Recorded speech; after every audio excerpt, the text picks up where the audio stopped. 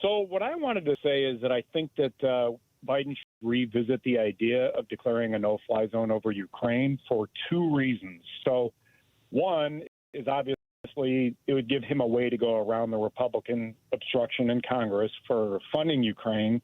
That's a big one. But two, I believe that if we had a no-fly zone over Ukraine, it would force America to cross swords with Russia, which would make it really tough for our pro-fascist, autocratic MAGA types to continue openly supporting Ukraine. You mean openly supporting Putin? Or, yes, openly supporting Putin. It'd almost be the same thing that FDR did, because we had a very pro-fascist movement back in FDR's day, and then once we got involved in World War II, it forced our pro-fascist movement to cross swords with Germany's pro-fascist movement. Right, and they had to shut up and get quiet. But I don't think that starting World War III is the best way to shut up the right-wingers in America that way, respectfully. You know, we're getting to a point where we need to distract them with something, because if we don't stop them from looking inwardly at an enemy with them looking outwardly at an enemy, we could be in real trouble in this next election cycle. Yeah. And I know how draconian that sounds. I get it. Yeah. But these are desperate times. Well, there is a long history of people. I mean, the Roman Empire is probably the most famous collection of stories of leaders doing this. But Edward Gibbon's, I think, The Rise and Fall of the Third. No, the history of the Roman Empire. I forget the title, but. You know, that he talks about when things would go bad in the country, the emperor would figure, the Caesar would figure out, you know, some external war to have, come up with some new enemy and go off and conquer some new land. There's an argument made that the King of France was all gung-ho for the Crusades, you know, in the 1100s because of domestic problems. You know, and that was a way of getting the malcontents out of France and off to the Middle East. So, you know, I understand your logic. I believe FDR did the same thing, in a sense. I think events kind of did that for him. I mean, you know, I realize there are Republicans who think he provoked Pearl Harbor, but I'm skeptical. But, yeah, I mean, Trump was always good at white rabbits, and in a sense, this would be one giant white rabbit. I mean, if America had to concentrate on an external enemy, I think we could maybe bury our pro-fascist movement for another 80 years. Yeah, or it could be a black swan. I mean, you know, keep in mind Russia has as many nuclear weapons as we have for all practical purposes. Right. And right. Putin, if Putin's backed into a corner, or if he thinks he's on the verge of death and he's trying to leave some great legacy for himself or something like that, God only knows what could happen. I don't disagree with you, but on the other hand, if he's allowed to swallow up Ukraine, God only knows what happens then. That's a good point. Alan, thank you. We're not going to resolve this. But, no, but food for thought. Yeah, indeed. Good conversation. Thank you very much. Want to make a few quick points on why this wasn't an insurrection, and also support Jack Smith on this point, on why he didn't charge Trump with insurrection. So 2 days before January 6th, Trump personally authorized the use of up to 20,000 National Guard's troops, okay? On January 5th, he put out a statement, and he said this on CNN's Townhall. He told it to Caitlin Collins. He put out a statement: stay peaceful, remain peaceful, respect our law enforcement, and respect our Capitol Police. Trump didn't actually tweet that. His chief of staff did. Okay. And Trump did not authorize 20,000 troops. In fact, to the opposite, his defense secretary, Chris Miller, published a memo on January 4th that explicitly said that no National Guard troops could provide any assistance whatsoever, including equipment or even intelligence, to the Capitol Police. Well, I disagree, and you could listen to Kash Patel's testimony to the Colorado court. Yeah, well, I'm not believing anything Kash Patel says, first of all. And secondly, I've got the document. I mean, the whole world has seen it. You know, Chris Miller's document saying, you know, National Guard, you may not show up, is absolutely unambiguous. And he was the Secretary of Defense. That day, I'm sorry, he was authorized. That day, they authorized up to 350 troops from the D.C. area, I believe. Nope. But prior to that day, okay. All right, so Kash Patel's a liar. I guess yes. we'll pin it Absolutely. up. Absolutely. Right. And like I said, I've got the memo. I've got the memo. Wait, lastly. Kash Patel's also behind, he's part of this whole 2,000 mules thing. I mean, the lies. Well, anyway, back to you, Chad. Kash Patel lied to the Colorado court. Why haven't they charged him with? You'd have to ask the Colorado court. I have no idea. Oh, okay. If he's such a liar, why haven't they charged him? I don't even know that he actually said that to the Colorado court, Chad. All I have is your assertion of it. But the fact of the matter is that the Secretary of Defense, working for Donald Trump, the acting Secretary of Defense, Chris Miller, issued a memo, and I encourage you to look for this memo on the internet. You can easily find it. Issued a memo on January 4th saying there will be no participation by the National Guard in any defense of the Capitol. In fact, I think I've got it here, and I'll read it to you. I mean, it's okay. Well, again, then somebody ought to go put a set of leg shackles and handcuffs on Kash Patel for lying to the Colorado courts, because that's. Well, I'm sure Kash Patel isn't the only one who's saying those kind of things. Okay, and then the final piece, real quick. Okay. And I enjoyed talking with you. Nobody, including yourself, and I watched the sham cable show, the January 6th hearing. Not one time did I heard you or anybody else mention Trump saying that we're going to go peacefully and patriotically let our voices be heard. Not once. I've never, in the past year, I've never heard you say that. And I've never heard MSNBC say that. And the January 6th committee never once showed that clip. Here is the memo from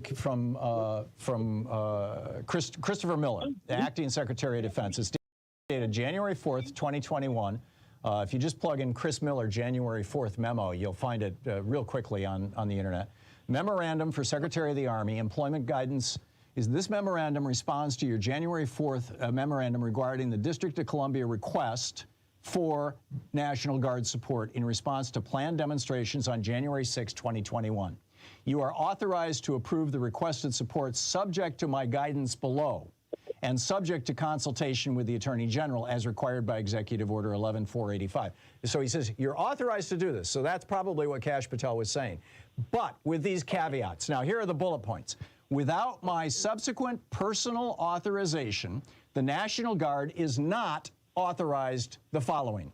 Number one, to be issued weapons, ammunition, bayonets, batons, or ballistic protection equipment such as helmets and body armor. So, number one, you've got to, if you're going to help the Capitol Police, you've got to do so basically naked. You got to do so in your street clothes. Number two, to interact physically with protesters except when necessary in self-defense or defense of others, consistent with the DNCNG rules for the use of force. Number three, to employ any riot control agents. You may not control the riot at all. You may not use tear gas or anything like that. Number four, to share equipment with law enforcement agencies. You may not help the Capitol Police. Number five, to use intelligence, surveillance, and reconnaissance assets or to conduct ISR or incident awareness and assessment activities. In other words, you may not help the Capitol Police when they're under attack by providing them with any information at all. Number six, I think I'm up to employ helicopters or any other air assets. You may not use your hardware. Number seven, to conduct searches, seizures, arrests, or other similar direct law enforcement activity. You may not help in any way in the form of what could be called law enforcement. And finally, to seek support from any non-DC National Guard units. And you may not even get help from, because you'll recall, you had the Republican governor of Maryland was trying to deploy his National Guard to Washington, D.C., and the Secretary of Defense, Chris Miller, prevented it from happening. The memo says, in all these cases, the D.C. National Guard will remain under the operational and administrative command and control of the commanding general of the DCNG, who reports to the Secretary of Defense through the Secretary of the Army. In other words, to me. You may employ the DCNG Quick Reaction Force only as a last resort and in response to a request from an appropriate civil authority. So, there you go. I mean, I just read you the whole memo. Okay, I think you're missing my point. My point was that Trump was of the mindset, and this is what we're getting back to, of the mindset of here. Whether he was able to carry that out, whether that order was ever to be carried out or not. My point, and I'm trying to make it, is I'm trying to illustrate the mindset of this whole insurrection. You mean when he said you got to fight like hell or you're not going to have a country anymore? Well, let's go back and we can go through all the. I'm not going to go through any of it, Chad.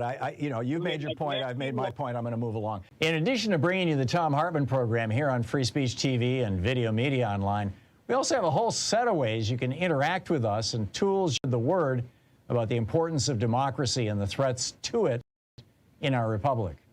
First, there's your daily homework.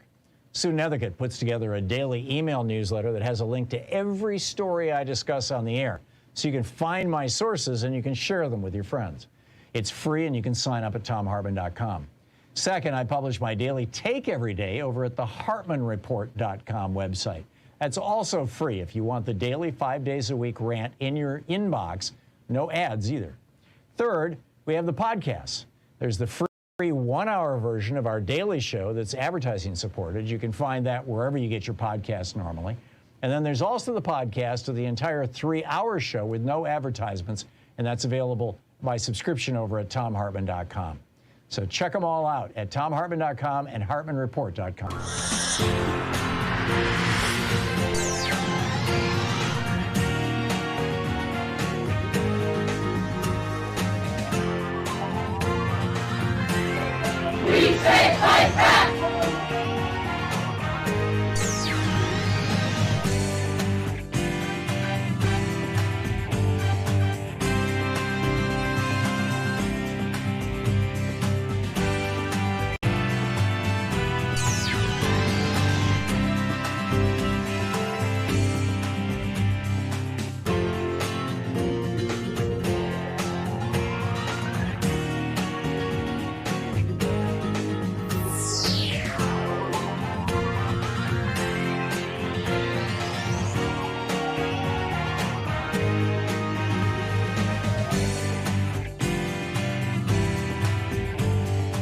Hey, it's officially $5 Friday here on Free Speech TV.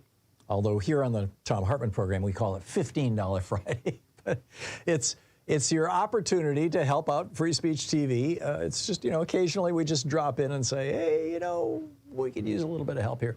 And this is particularly for long-term giving, basically, for sustaining support.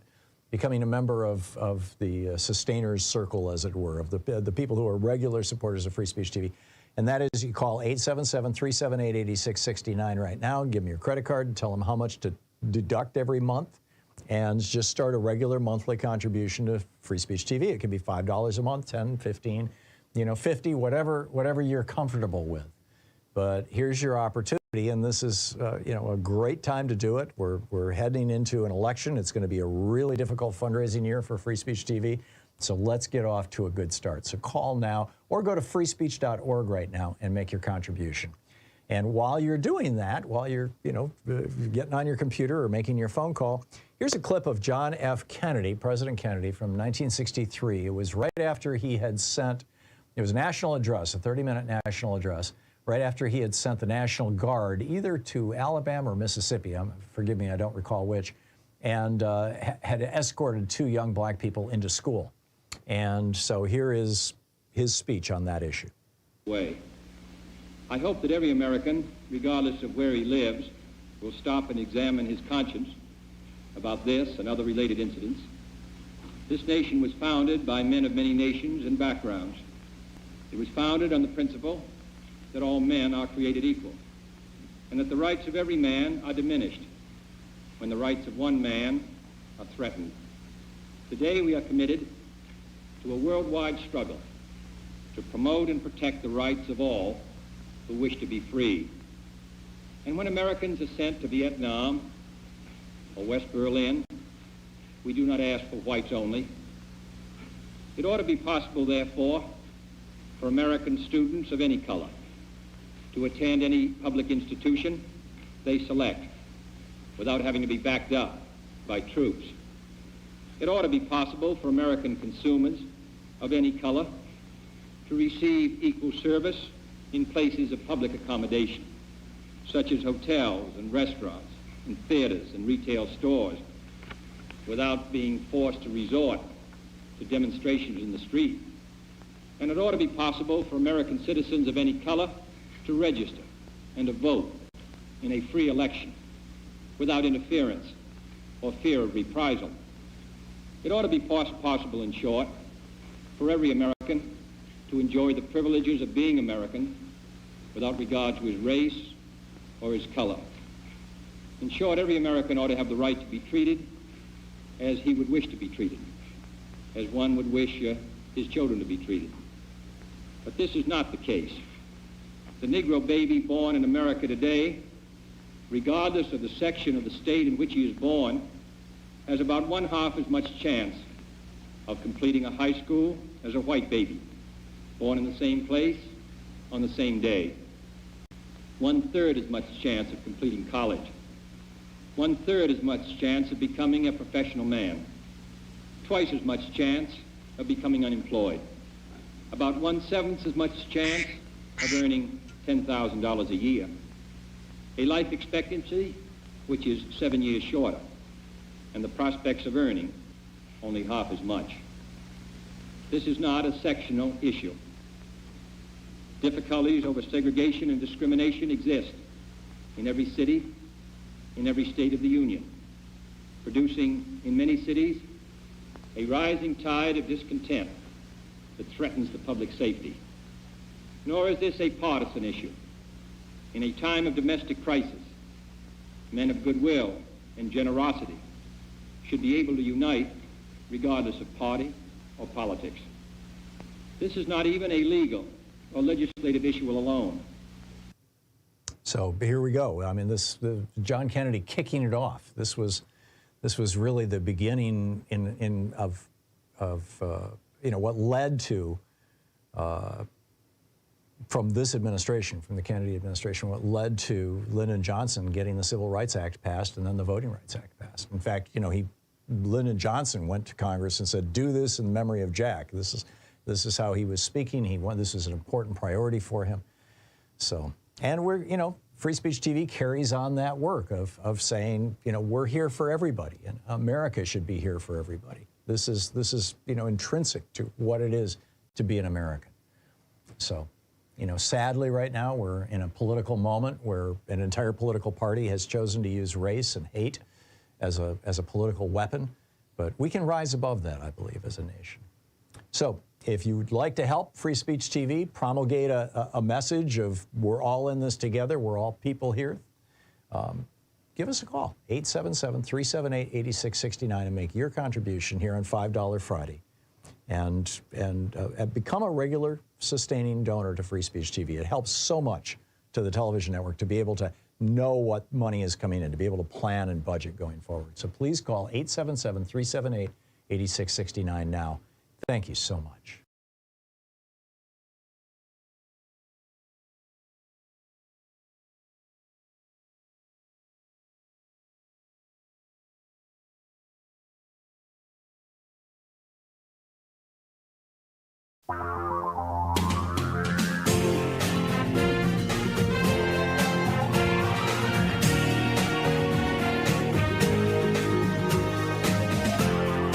This is the Thom Hartmann Program.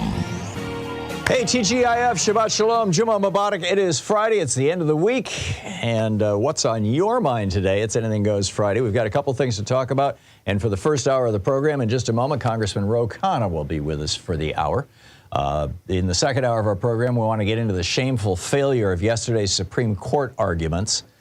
Also, the two cases, Trump retaining classified documents and Biden retaining them, are utterly different. And what role did Merrick Garland play in this, and why did he not edit Mr. Hur's summary? We'll talk about that in the second hour of the program. Also, crazy alert, Ron DeSantis and the Republicans in Florida are now promoting legislation to teach the threats of communism to kindergarteners. In the third hour of our program, Republicans in Kansas are they want to require trans people to essentially wear a pink star. They want the special flag on their birth certificates. Smartmatic is suing OAN. They busted the CEO. It's an amazing story. I'll tell you about it in the third hour. And fascism, fear, fear, fear alert. Hanniity confesses that a migrant beatdown on his show was a lie. Surprised? We'll talk about that, too. So we got a lot to talk about today, a lot going on, plus whatever's on your mind, as I said, it being Anything Goes Friday. But to start out, Congressman Ro Khanna is with us for the hour, taking your calls at 202-808-9925. He represents the 17th District of California in the U.S. House of Representatives. He's the vice chair of the Congressional Progressive Caucus.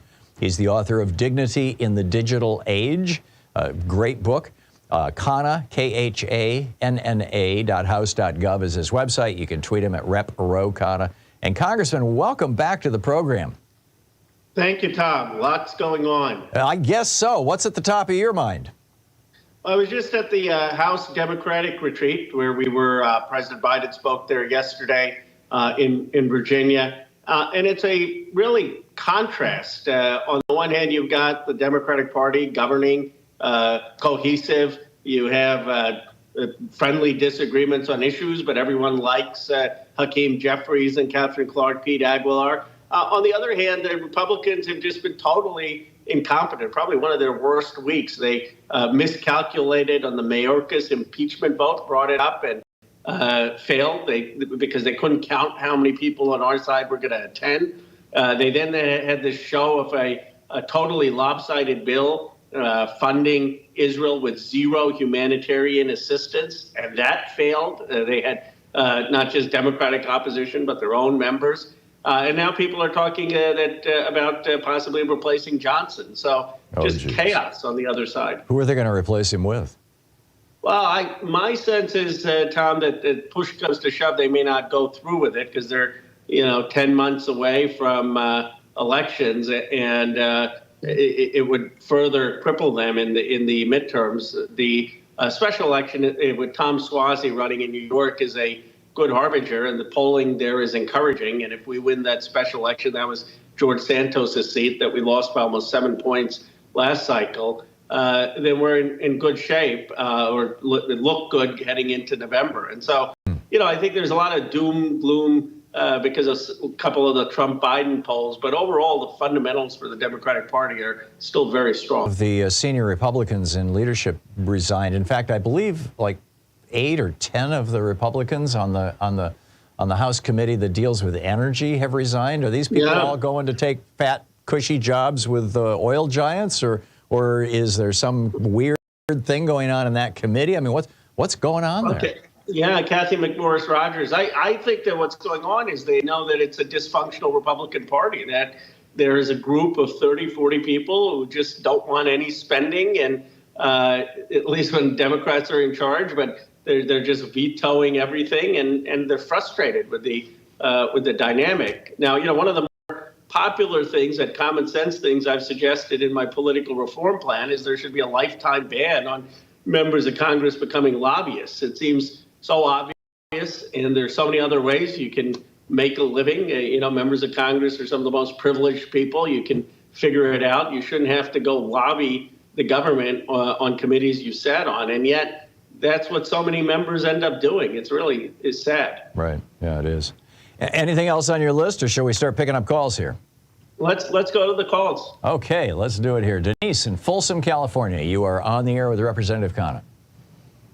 Oh, I am so excited to speak with you. We just adore you here in California. My question is, and I'll take my answer there, is the GOP wants Biden to close the border. With him trying to do that, is there any way that if he did do that, that the GOP cannot come back and say he did it wrong and use that as impeachment? Can you explain to us how he could do that the right way without the GOP trying to use it against him? You're saying how could we close or secure the border without the GOP using it against us? Presumably by executive order, like Trump did. Well, look, Denise, the big thing that we need to do that is to have more Border Patrol agents, to have more technology, to have more attorneys processing these cases right away. And Biden has requested that, but he needs Congress to fund it. And the reality is that we had this border deal that I had concerns about, because I don't think we should have some automatic deportation when you hit a number and get rid of asylum standards. But the main reason that bill failed, which Biden was trying to secure the border, is Donald Trump called up folks and said, I don't want the country to make any progress on the border because I want this as an election issue. I'm 20 points up on immigration. And the reports are that he basically said, look, if you vote for this, I'm going to support a primary challenge. And so it's a very cynical strategy, and we just need to have the American people understand that Biden is trying on border security. Marty in Wixom, Michigan, you're on the air with Congressman Khanna. Oh, hello, folks. Very happy that you take my call here. I just wanted to respond to the political bombshell yesterday about the special prosecutor's report on Biden with his documents. And my question is, will the Democrats be able to respond appropriately to that release and that issue? I think it's critical that the Democrats make this election about politics and policies and party, not about the person. Biden is pretty much irreparably labeled as being old. We just have to accept that fact. But the Democrats need to pound on the very stark and extreme policy differences and what that will mean for people's lives if a Republican is president rather than a Democrat. The media love to focus on persons, but the Dems need to make this about policies and parties. There's probably a dozen different policies that poll more favorably by 20 or 30 points than Biden's. Okay, let's get the answer to your question. Well, first of all, I agree with you that we need to be very aggressive in pointing out the differences, stark differences between President Biden and Donald Trump, starting with that President Biden was exonerated of any wrongdoing. He cooperated fully. He's the one who flagged the documents. His team did for law enforcement, whereas Donald Trump has been indicted. Donald Trump did not cooperate. Donald Trump did not notify anyone about the documents. So they're two different cases. Now, the special counsel, who was a Republican, engaged in editorializing about the state of the president's memory. And he's entitled to his opinion as a citizen with one vote. But there are 330 million Americans who are going to get to vote to make a judgment on the president's fitness. And I saw him just yesterday. He is feisty. He's robust. He's perfectly capable of doing the job. And what we need to make it clear is that the contrast is what you said, the policies. He's fighting to bring manufacturing back, help the working class, and Donald Trump's going to give tax cuts to very wealthy people. Paul in Beaverton, Oregon, you're on the air with Congressman Khanna. Yes, Representative Khanna. Considering that no presidential candidate or no president has, with an approval rating as low as Biden, has ever gone on to win a second term in the president's office, and considering the dire consequences if Trump were to win, do you believe President Biden should step down and allow another Democrat to take his place? Thank you. Thank you, Paul. I don't. First of all, I'm not sure if you're right. You may be right, but Harry Truman's polls were pretty low back in the 48 re-election. So, I think there are stories of people coming back from extraordinary deficits. I mean, Gerald Ford also didn't win, but he was 20-some points down and then almost won. And we all remember, many of us remember, how Dukakis was 17 points up and then loses the lead. So these presidential elections are very volatile, and I don't think looking at polls that, by the way, are pretty much within 3-4 points of each other either way, now can make a determination. He's our best shot given his record, and the incumbency still has a lot of advantages. Congressman Ro Khanna, the Vice Chair of the Congressional Progressive Caucus, is with us for the hour in our National Progressive Town Hall meeting, taking your calls. We'll be right back with more of your calls for Representative Khanna. Stay with us.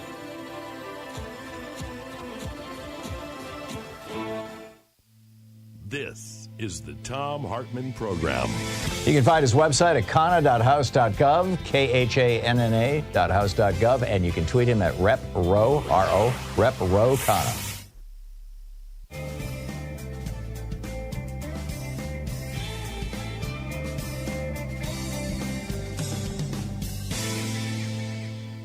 And welcome back. Nancy in Woodland, California. You're on the air with Representative Khanna. Thank you. I just wonder, what is the status for getting funding for Ukraine, including the use of frozen Russian money? Thank you. Well, I appreciate that. And the Senate just moved a comprehensive bill for funding. I mean, they'll have a vote probably Tuesday or Wednesday of next week on it. The challenge is going to be the House. You'll have most Democrats supporting that, some concerned with the funding to Israel. But as long as there's humanitarian aid and some restrictions, which my understanding is the bill coming out of the Senate may have, you could get Democrats on board, but then it would take the Republicans to sign a discharge petition to get a vote. Now, the Republicans weren't willing to do this even when it came to extending the debt limit, and it basically allowed our country to default. You couldn't get one or two Republicans to even come across the line and sign a discharge petition. So I'm skeptical that will happen. And the sad reality is that the Republican House could kill Ukraine funding, and it's really going to be up to Johnson. Ed in Belfair, Washington, you're on the air with Representative Khanna. Good morning. Representative, I want to get your take on the hearing yesterday to keep cesspool Trump on the ballot in Colorado. I think it was Supreme Court Justice Kagan was doing some questioning about it should be a federal issue, not a state issue. Now, the grand old party likes to scream that the states should have their own, they should be making all their own decisions. But with that being said, is she doing a play on words to say that the federal government should be making the laws for voting rights as well?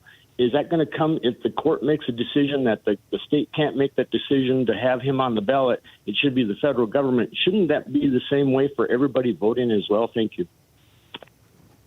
Well, you're absolutely right that the GOP uses whatever opportunistic argument they have. When they want states to have the power, they say the states should decide. When they don't like the state outcome, like in Colorado, they say that the federal government should decide, and there's no consistency. Look, in terms of the merits of the case itself, I leave that to the Supreme Court. I don't think it's helpful for politicians who have a vested interest, as I do in Biden's candidacy, to be opining. But I think that the court will make the appropriate judgment.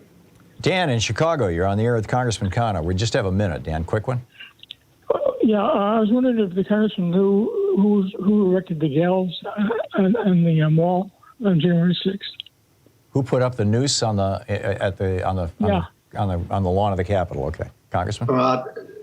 Dan, I don't know who did that. I mean, I know there have been people who've been held accountable, but I think it's important to realize that those January 6th rioters were not peaceful. They vandalized, they threatened, they shoved police officers, beat police officers, and it's a real accountability that's needed, and something that should never happen in this country again. Yeah. No idea who did the news?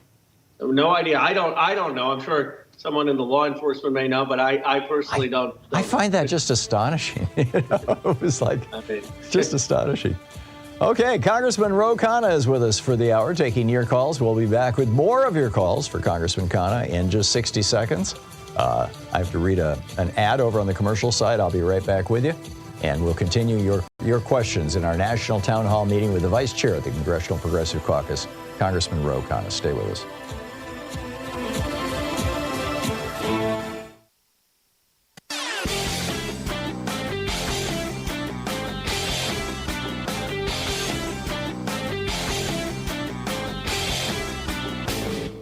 Missed my opening rant today? It's usually published over at HartmannReport.com, where you can read it and share it with your friends for free. Check it out, HartmannReport.com. So a lot of people are wondering, why is it in America that we can't have nice things? Why don't we have, the same things every other democracy has? Every other democracy in the world has a national health care system of some form, and everybody is covered. We don't. We've got 27 million uninsured people and over 100 million underinsured people. Why is that? Why is it that every other country in the world offers college education very inexpensively, if not for free, and for here you go to debt? Why is it that we've got our public schools crumbling and other countries are doing well? Why is it that we've got Medicare being taken apart by this Medicare Advantage scam and nobody will do anything about it? Well, it turns out the reason why it boils down to one thing, one Supreme Court decision, Citizens United, legalizing the bribery of our politicians. There's a whole rant about this over at HartmannReport.com. I think you're going to find it very, very useful. Check it out.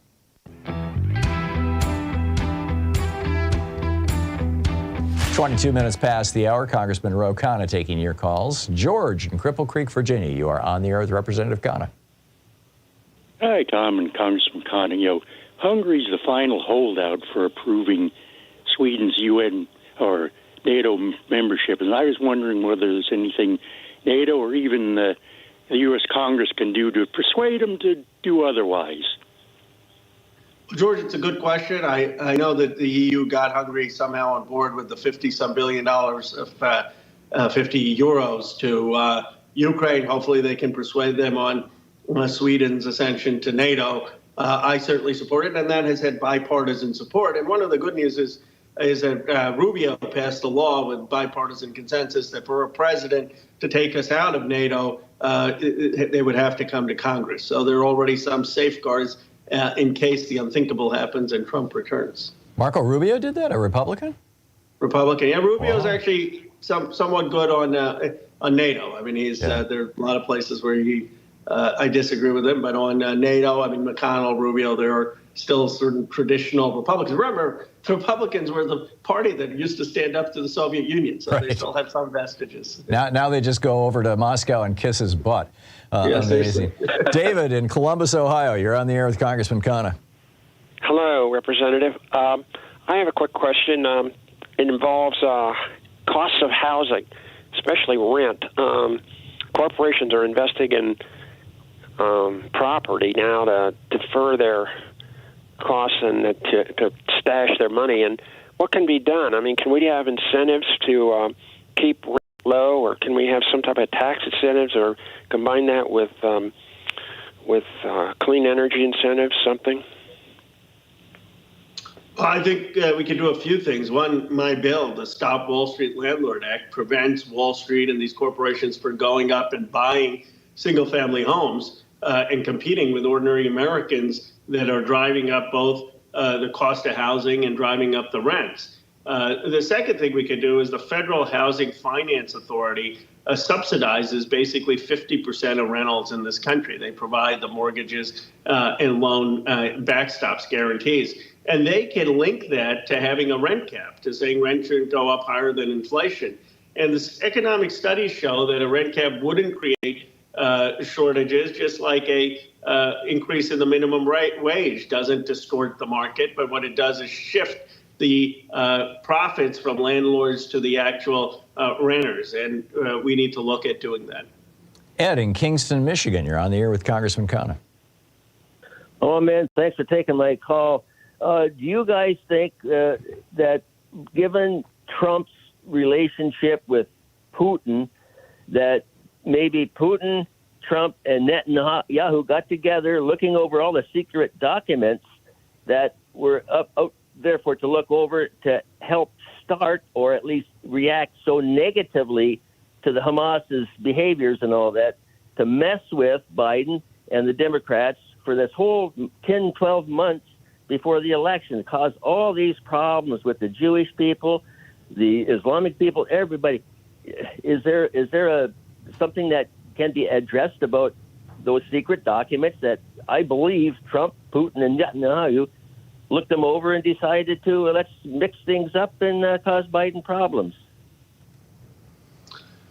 Well, I don't subscribe to sort of that kind of grand conspiracy, but what I will say is that Netanyahu is no friend of Joe Biden's, and as the president said last night, he's gone over the top. I mean, the killing in Gaza of women and children has been just heartbreaking to watch. I am for a ceasefire and a release of all the hostages. And I think the president is realizing that Netanyahu, no matter what he does, is not interested in peace in Gaza, nor is he interested in Biden's reelection, and has his own motives. It's a National Progressive Town Hall meeting with Congressman Ro Khanna, Vice Chair of the Congressional Progressive Caucus, taking your calls for the hour. We'll be right back with more of your calls for Representative Khanna. You can find his website at khanna.house.gov. You can tweet him at Rep. Ro Khanna. Stay with us. You're listening to the Thom Hartmann Program. Call 202-808-9925. Congressman Ro Khanna taking your calls for the hour in a national town hall meeting. We'll be right back.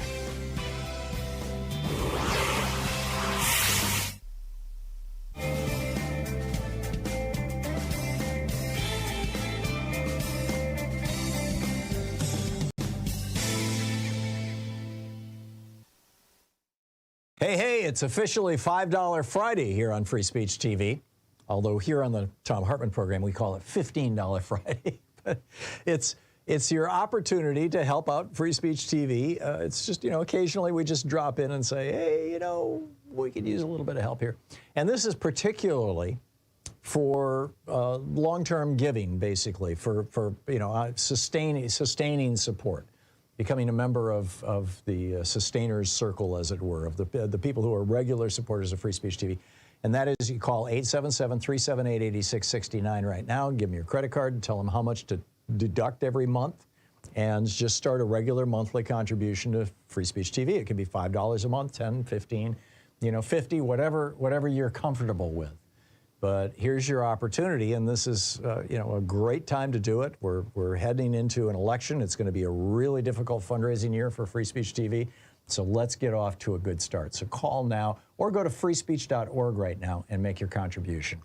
And while you're doing that, while you're, getting on your computer or making your phone call, here's a clip of John F. Kennedy, President Kennedy, from 1963. It was right after he had sent, it was a national address, a 30-minute national address, right after he had sent the National Guard either to Alabama or Mississippi, forgive me, I don't recall which, and had escorted 2 young black people into school.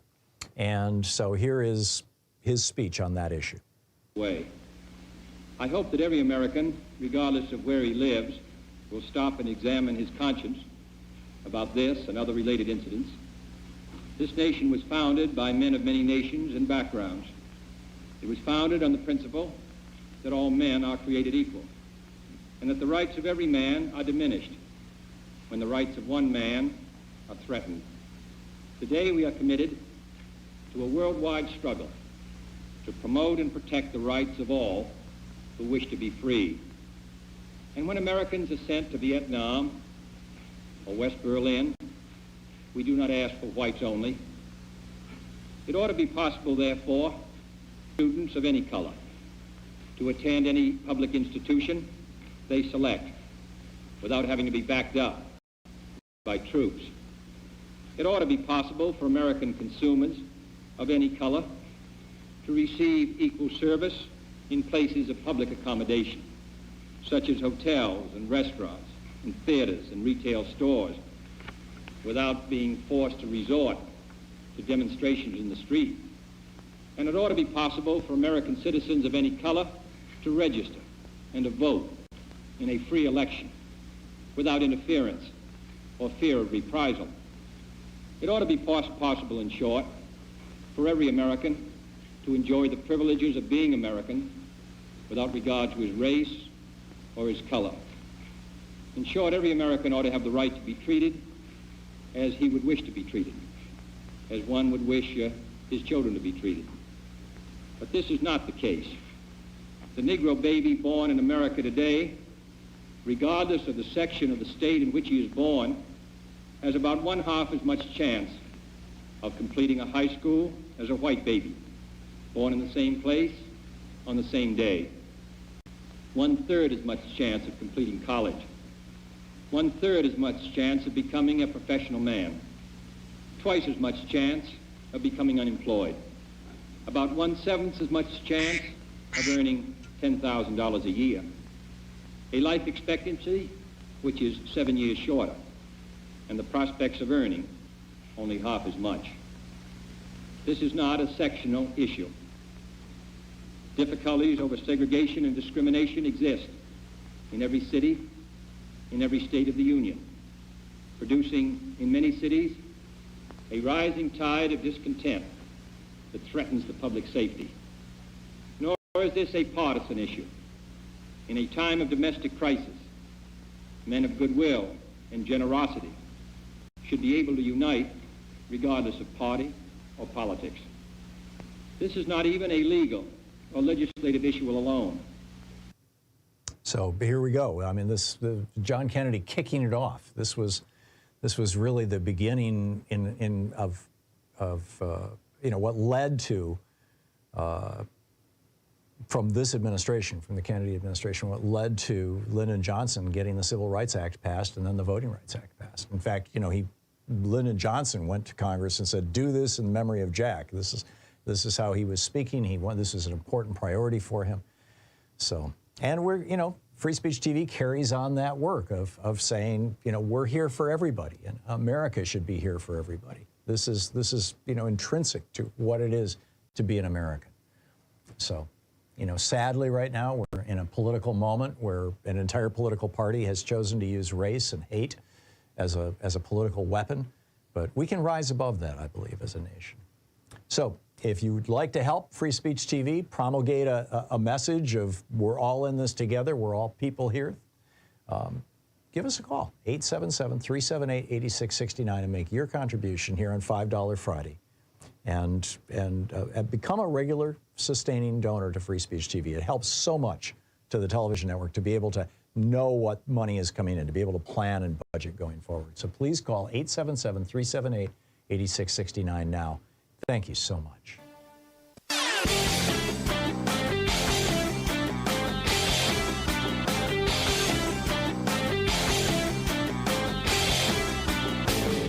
Did you know that every weekday we send out an email before the show giving you all the topics coming up so you can be fully informed and ready to interact with our program? Or that after the show we send out Sue's Stack, a list of every topic I've discussed along with clickable hot links to every source of information I've shared with you on the air? It's all completely free and available over at thom.tv, THOM.tv. Check it out.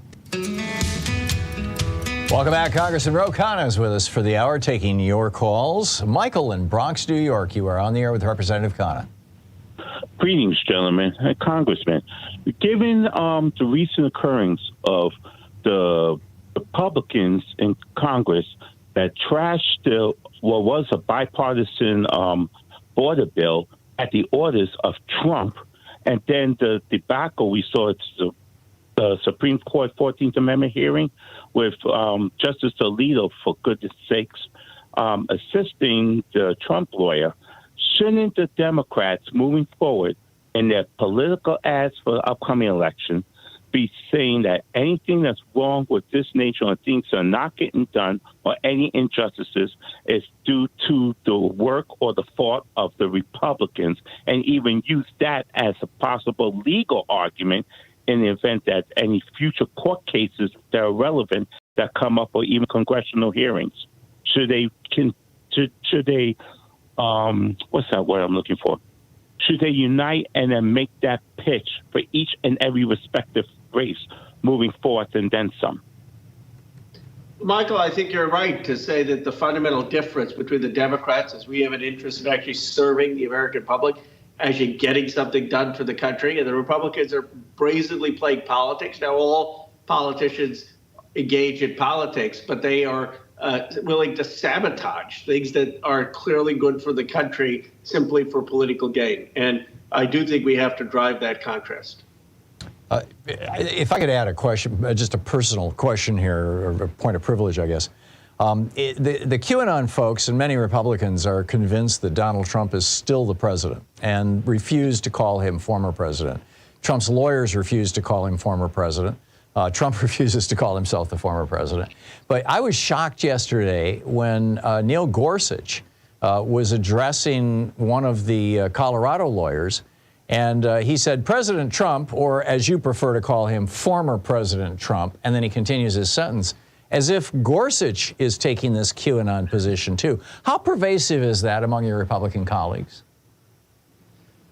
I think, candidly, it's a minority in the House who actually believe that he's still a president, or believe that he won the election. There's a group of diehards, but it's less than 20. But the sad thing is that there are many who would not be willing to say that Donald Trump isn't president because of fear of a Republican primary. So staying silent and kind of assenting to the conspiracy theory is almost as bad as being part of the conspiracy theory. Yeah, totally.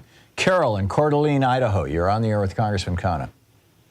Thank you. Good morning, both of you. My issue is regarding actually, it's not my issue. And Sirius XM, Progressive Channel, is on February the 7th. If you would make note of this, Representative Khanna, February 7th, the Progressive, Sirius XM Progressive Channel ran a whole hour with regards to calls all over the United States from people having problems with the post office. DeJoy in particular. He has removed mailboxes. He's moved them way down the street, forcing people who can't hardly walk to walk for blocks. When they get there, the mailboxes are absolutely full because he's cut the hours that he picks up the mail. He's raised the postage stamps. I learned this all from that 1 hour. He raised postage stamps 5 times since he's gotten in.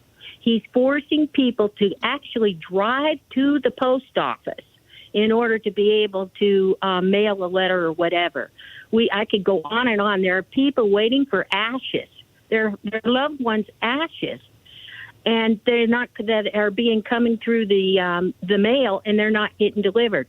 I personally mailed a package 14 days ago. I live in Idaho, and I mailed it to Washington. It's right next door. The Pony Express delivered mail in 10 days and went 1,800 miles on a horse to deliver a letter. He's trying to run the post office into the ground. Carol, so my your question is, here's the question. Please listen to that because it's not just me. It's across the United States. Will you please work? I called Hakeem Jeffries and also mentioned all these facts to him. And Representative Pocan has mentioned it many times. What my major concern is not only to remove the joy, which that's my question, but a follow-up, absentee ballots will not be counted if this system keeps going like it is. He's removing equipment, mailboxes, forcing people who not to be able to vote because they can't get to the mailbox or the post office because some seniors don't even drive. Okay, Carol, thank you. Well, Carol, I share all of your concerns. I mean, we, under the Biden administration, passed major funding for the postal office and helped them put in a place of solvency. But I've questioned DeJoy, and I believe he should resign. And he's running this as trying to make it a private business. The question I have for people who think it should be a private business is tell me how FedEx can, within 3 days, get a package or a letter from D.C. to California under 50 cents. And of course they can't because they charge $30 probably to do it. And the reality is the post office is supposed to provide quality services at all hours, in reasonable hours, and at reasonable places for all Americans. It's a public good. And what DeJoy is trying to do is destroy that. Bill in Richmond, Virginia. You're on the air with Congressman Khanna. Bill in Virginia? Oh, yes. Oh, I'm sorry. I tell you what I had called to ask about, and I'm not trying to draw any comparisons to the report about President Biden, the documents, but there is one thing in the report the PolitiFact talked about that the prosecutor, I guess you call, said that he went in quite detail about the president's memory. And the only thing I can think is, though, that's going to be one hell of an advertisement the Republicans are going to run. But the concern that he has here is that a valid concern. And I know neither one of y'all are psychologists, but just from the standpoint of, I guess, familiarity. Well, look, I think that the special counsel's comments were totally gratuitous. They had nothing to do with the reasons of the case. And on the sense of remembering or not remembering the exact date of President Biden's son's death, I thought very personal. I mean, I don't understand why that line of inquiry was even allowed. I can only speak about my interactions with the president and my observations of the president when he's speaking with Democratic members of the Congress or at events, and he is completely with it, and he is sharp, and he engages in banter. And so, this one characterization by a special counsel who is a Republican and probably wanted to throw some red meat to the Republican base because he had made a decision not to charge Biden. I think it has to be looked in the context of who he is. Richard in Huntsville, Texas. You're on the air with Congressman Khanna. Yeah, thank you. I hate to be a conspiracy nut, and I really don't think I am, but I don't believe in coincidences. I don't believe in accidents. I think that this Merrick Garland sanctioned attack yesterday is in response to the House flubbing the Mayorkas impeachment and also not passing the immigration bill. Let's take our eyes and ears off of what was already surfaced, what was already in the news, and we'll flip it back into put them on the defense. Now, that's just my opinion, but nothing happens in a vacuum. So is your question, is Merrick Garland a Republican plant or something like that? Is that what you're asking, Richard? What's your opinion of what happened yesterday, Representative Khanna? I just don't think nothing. I don't think anything just happened. I don't think it was an accident, and I don't think it was a coincidence. I think Garland. Okay, I just want your opinion. Thank you. Well, I have a lot of respect for Merrick Garland. I believe he could have been more aggressive, but that's just a difference of tactics. I certainly don't question his integrity. But my guess is this timeline was done by the special counsel, and he's obviously a Republican. Who knows his motives on the timing? I can't speculate. What I can say is that clearly there are electoral consequences to these kind of reports. And I think his editorializing was totally gratuitous and probably with an eye to hurt President Biden politically. And that's not what a prosecutor should be doing. Bill Barr, the Attorney General Bill Barr under Trump, actually blacked out large sections of the Mueller report that to this day are blacked out, as far as I know, that would have been harmful to Trump. Why didn't Garland black out these gratuitous attacks on Biden that had nothing to do with the actual investigation? Yeah, it's actually a fair question, Tom, and the Democrats, we tend to be very cautious, and I'm sure Garland said, I want to be hands off and not do things. But in this case, I do think that there was gratuitous editorializing. Whether Biden can remember the date exactly of when his son died has nothing to do with whether he intentionally took classified documents. Right. And he can remember the date. He just basically said, screw you to the guy when he asked the question. You're asking something so personal. And look, I think who knows how people process grief. Sometimes people block things out. But you asking such a personal question, in my view, was out of line in the first place. Amen. You're listening to Thom Hartmann. Visit ThomHartmann.com for audio and video archive. Congressman Ro Khanna, Vice Chair of the Congressional Progressive Caucus, taking your calls for the hour in a National Progressive Town Hall meeting. We'll be right back with more of your calls. Stay with us.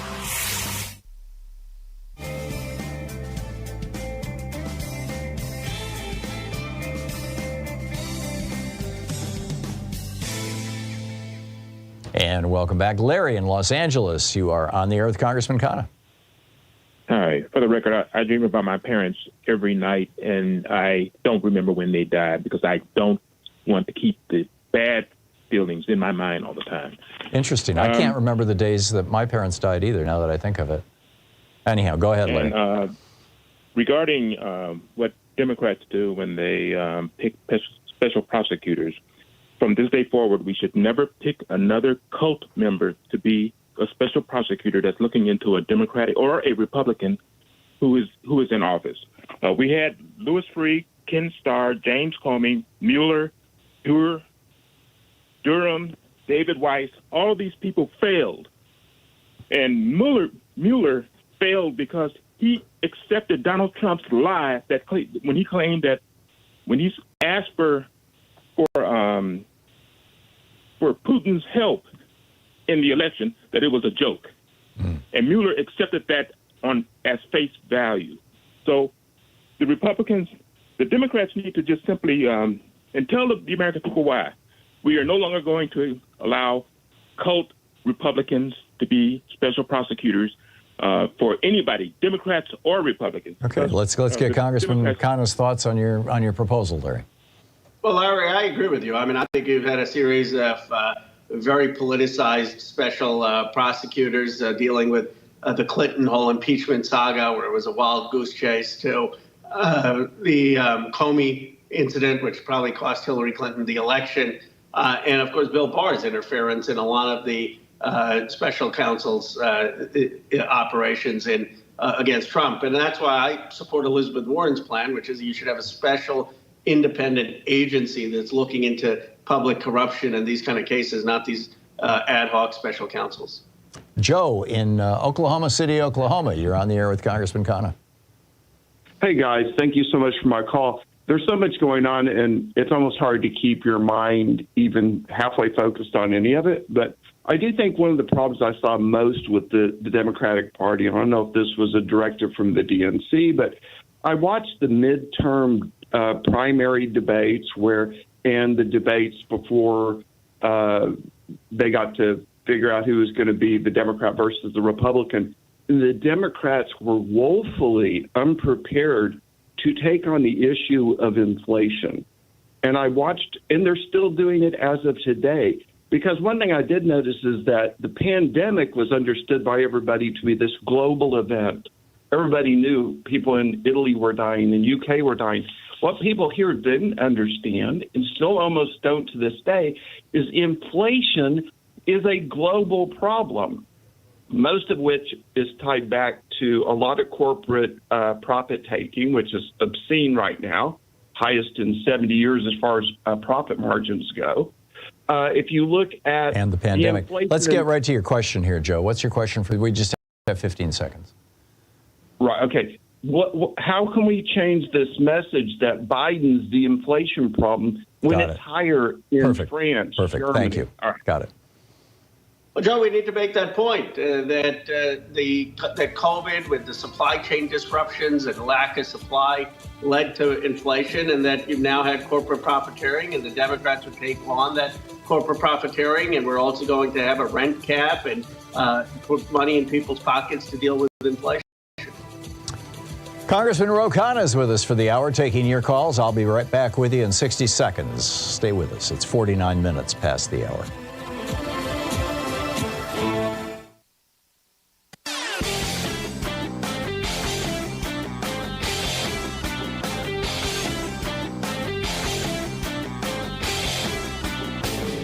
Hey, thanks so much for sharing our program and for reaching out to our stations and sponsors and letting them know that you're listening. It really means a lot to us. You know, one of the grand questions that political scientists have been scratching their heads over for years in America is, why do right-wing billionaires fund anti-black history movements? Why are they pouring money into these people? Why are they funding anti-trans movements? I mean, what does this have to do with being a billionaire? Well, it turns out it has a lot to do with it, and here's why. Almost 30 million Americans lack health insurance. 37 million of us live in dire poverty. 1 in 5 of us are illiterate. 1/4 of Americans suffer from a diagnosable mental illness and can't get treatment. 316 people are shot every day in America. 44% of us carry student debt. And the billionaires don't want to pay income taxes to deal with any of these problems of society. That's the real issue. If they can get us fighting with each other over black history or over trans people or kids, they win. Then we're not talking about taxing them, raising their taxes to where they should be. There's a whole rant about this over at HartmannReport.com that you can read and see all the stats and all the hot links. Check it out. Congressman Ro Khanna taking your calls for the hour. Dave in Buffalo, New York. You're on the air with Representative Khanna. Ro Khanna, Tom, thank you. Ro Khanna, I asked the question before about, and you said you'd look into it, and that's in regards to using the EPA to regulate the lead in bullets, as Biden is doing in the water pipes, and we've eliminated the lead in paint and gasoline, and we can use the EPA to regulate the lead in bullets because it's toxic and polluting our environment and the people that use the gun itself. And so my suggestion is to put a fee, a regulation fee, an EPA fee of $2,000 for a box of 12 bullets because of the toxic lead in the bullets. And then you're not allowed to have more than 1 pound of lead for storage because some people make their own bullets, and then there's a fee for storage of this toxic pollutant to our environment. And I was just wondering what the outcome. You said you'd look into it, and I was wondering what the outcome of regulating the bullets through the EPA and getting them off the market, or making it so expensive that people can't use assault weapons to murder our children and our people shopping in our grocery stores. Well, I appreciate your passion, and I believe, of course, we need an assault weapons ban in this country. But I agree with you that we should be regulating lead, and if that lead is in bullets, we should be regulating it. I used to chair the Environment Committee. We lost the majority. Hopefully we win the majority and chair it again, and it's something that we can then have a hearing on, is how do we have appropriate lead regulation for things like ammunition. Paul in Woodinville, Washington. You're on the air with Congressman Khanna. Yes, thank you, Tom. What does Congress understand, or perhaps better, more to the point, what is Congress waiting to learn from the Supreme Court about powers under Section 3 of the 14th Amendment, powers of Congress and powers of the states? This debacle mess of a hearing yesterday seemed to avoid one obvious question, and that was, if Donald Trump were to be convicted in the D.C. case with Jack Smith, would that compel the states to take him off the ballots? Or could some states, if they so choose, like Colorado, remove him from the ballot, and some states who didn't want to not remove him from the ballot? And isn't that chaos? Wouldn't that be chaos? What are the powers? The Constitution is all about powers. So the Supreme Court seems intent on micromanaging the Constitution to avoid results they don't like. John Roberts said one state shouldn't determine the outcome of an election, but the court didn't feel that way in Bush versus Gore. That was one state must determine the outcome of an election. That's what they did. What are the powers? What are we waiting to understand about the powers of the Congress and the states? Please, thank you. Well, it's a very broad question. I mean, obviously, I think that Congress ultimately has the power on federal elections and certifying federal elections. But the Supreme Court will probably in the next few weeks issue a ruling that will clarify a lot of this. And I don't think the outcome is going to be one which allows every state to go their own way. My sense is that there will probably be some clarity on the issue. Jeff in Portland, Oregon. You're on the air with Congressman Khanna. Happy Friday, Tommy and Representative Khanna. Thank you both for all you do. Congressman Khanna, I've heard you refer to endorsing an economic Bill of Rights, and I means reviving FDR's economic Bill of Rights from 90 years ago. So I hope you can push the Biden-Harris campaign to adopt that. And along those lines, my two-part question is about health care. A, what's the status of your bill that would allow states to do their own Medicare for all? How many members of Congress do you have signed on to it? And B, since there are like 14 states that have refused to expand Medicaid benefits, what do you think about President Biden running on a platform that not only proposes lowering the Medicare age to people 55 and over, but also expands coverage to kids and young people 25 and under? Thank you, Congressman, and thank you, Tom. Well, I appreciate that. I think we should run on expanding Medicare. Of course, I'm Medicare for all and expanding it to younger folks. But we need to have votes on that in that issue here. I believe that would be a critical thing for the president to run on. James in Hollywood, we just have about 30 seconds. You got a real quick one? Yes, Professor Tom, Congressman Khanna. I just want to know if you're brave enough to take a two-sentence document to the White House. The sentence is, Mr. Netanyahu, if you do not call for a 10-day humanitarian aid ceasefire, Israel will never receive another bomb, rocket, bullet, or dollar from us, the U.S. You have 24 hours to respond.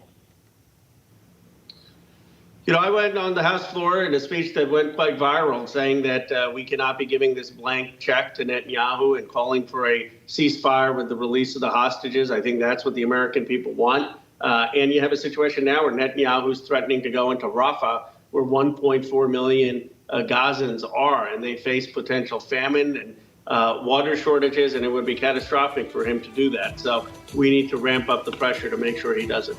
Congressman Khanna, thank you so much for dropping by again this week. Thank you. Always enjoy it. Yeah, it's always a pleasure having you. We'll be right back on the other side of this break. The shameful failure of yesterday's SCOTUS 14th Amendment hearings. Stay with us.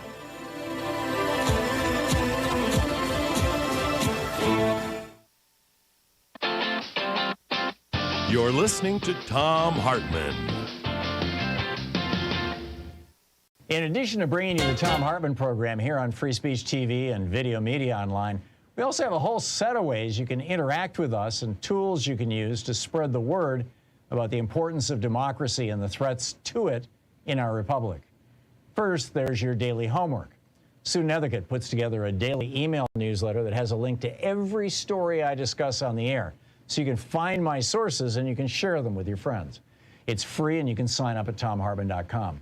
Second, I publish my daily take every day over at the HartmannReport.com website.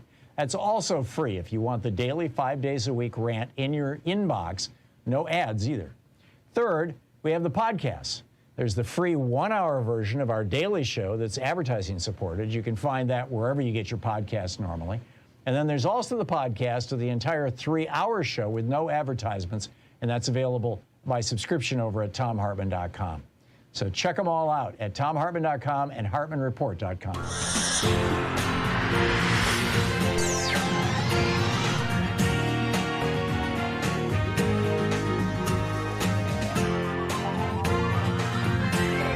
We say fight back!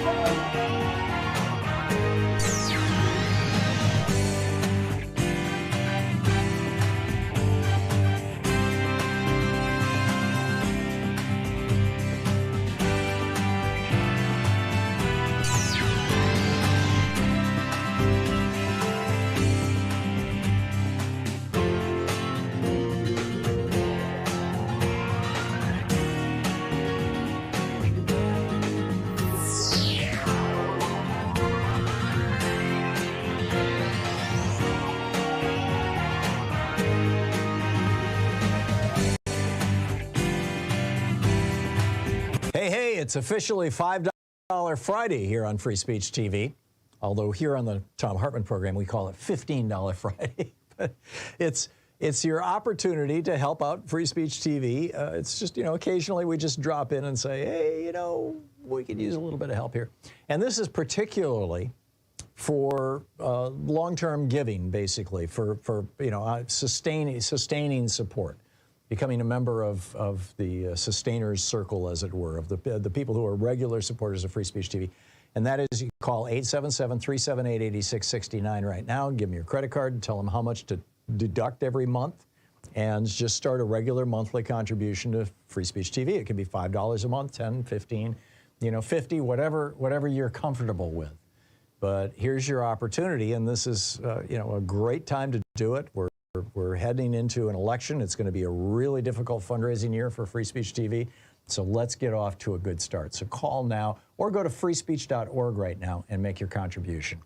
And while you're doing that, while you're, getting on your computer or making your phone call, here's a clip of John F. Kennedy, President Kennedy, from 1963. It was right after he had sent, it was a national address, a 30-minute national address, right after he had sent the National Guard either to Alabama or Mississippi, I don't recall which, and had escorted 2 young black people into school. And so here is his speech on that issue.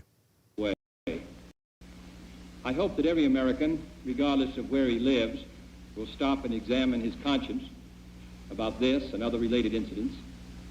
This nation was founded by men of many nations and backgrounds.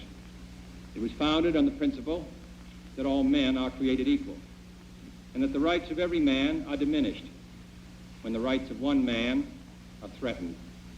Today we are committed to a worldwide struggle to promote and protect the rights of all who wish to be free.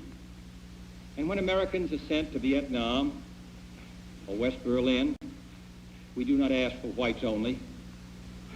It ought to be possible, therefore, for American students of any color to attend any public institution they select without having to be backed up by troops For American consumers of any color to receive equal service in places of public accommodation, such as hotels and restaurants and theaters and retail stores, without being forced to resort to demonstrations in the street. And it ought to be possible for American citizens of any color to register and to vote in a free election without interference or fear of reprisal. It ought to be possible, in short, for every American to enjoy the privileges of being American without regard to his race or his color. In short, every American ought to have the right to be treated as he would wish to be treated, as one would wish his children to be treated. But this is not the case. The Negro baby born in America today, regardless of the section of the state in which he is born, has about 1/2 as much chance of completing a high school as a white baby, born in the same place on the same day. 1/3 as much chance of completing college. 1/3 as much chance of becoming a professional man. Twice as much chance of becoming unemployed. About 1/7 as much chance of earning $10,000 a year. A life expectancy which is 7 years shorter, and the prospects of earning only 1/2 as much. This is not a sectional issue. Difficulties over segregation and discrimination exist in every city, in every state of the Union, producing in many cities a rising tide of discontent that threatens the public safety. Nor is this a partisan issue. In a time of domestic crisis, men of goodwill and generosity should be able to unite regardless of party or politics. This is not even a legal or legislative issue alone. So here we go. I mean, John Kennedy kicking it off. This was really the beginning of what led to from this administration, from the Kennedy administration, what led to Lyndon Johnson getting the Civil Rights Act passed and then the Voting Rights Act passed. In fact, Lyndon Johnson went to Congress and said, "Do this in memory of Jack." This is how he was speaking. This is an important priority for him. So, and Free Speech TV carries on that work of saying, we're here for everybody, and America should be here for everybody. This is intrinsic to what it is to be an American. So, sadly right now we're in a political moment where an entire political party has chosen to use race and hate as a political weapon, but we can rise above that, I believe, as a nation. So if you'd like to help Free Speech TV promulgate a message of we're all in this together, we're all people here, give us a call, 877-378-8669, and make your contribution here on $5 Friday. And become a regular sustaining donor to Free Speech TV. It helps so much to the television network to be able to know what money is coming in, to be able to plan and budget going forward. So please call 877-378-80. Thank you so much.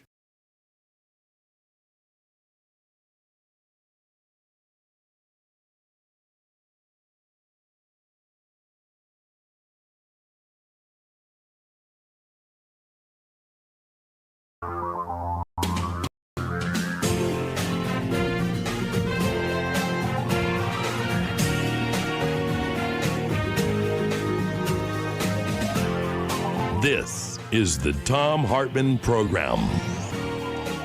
Welcome to the second hour of our program. My rant today over at HartmannReport.com, it's actually called The Daily Take, is titled "The Shameful Failure of Yesterday's Supreme Court 14th Amendment Arguments." And I just wanted to lay this on the table for you, and then I'll pick up your calls here as anything goes Friday.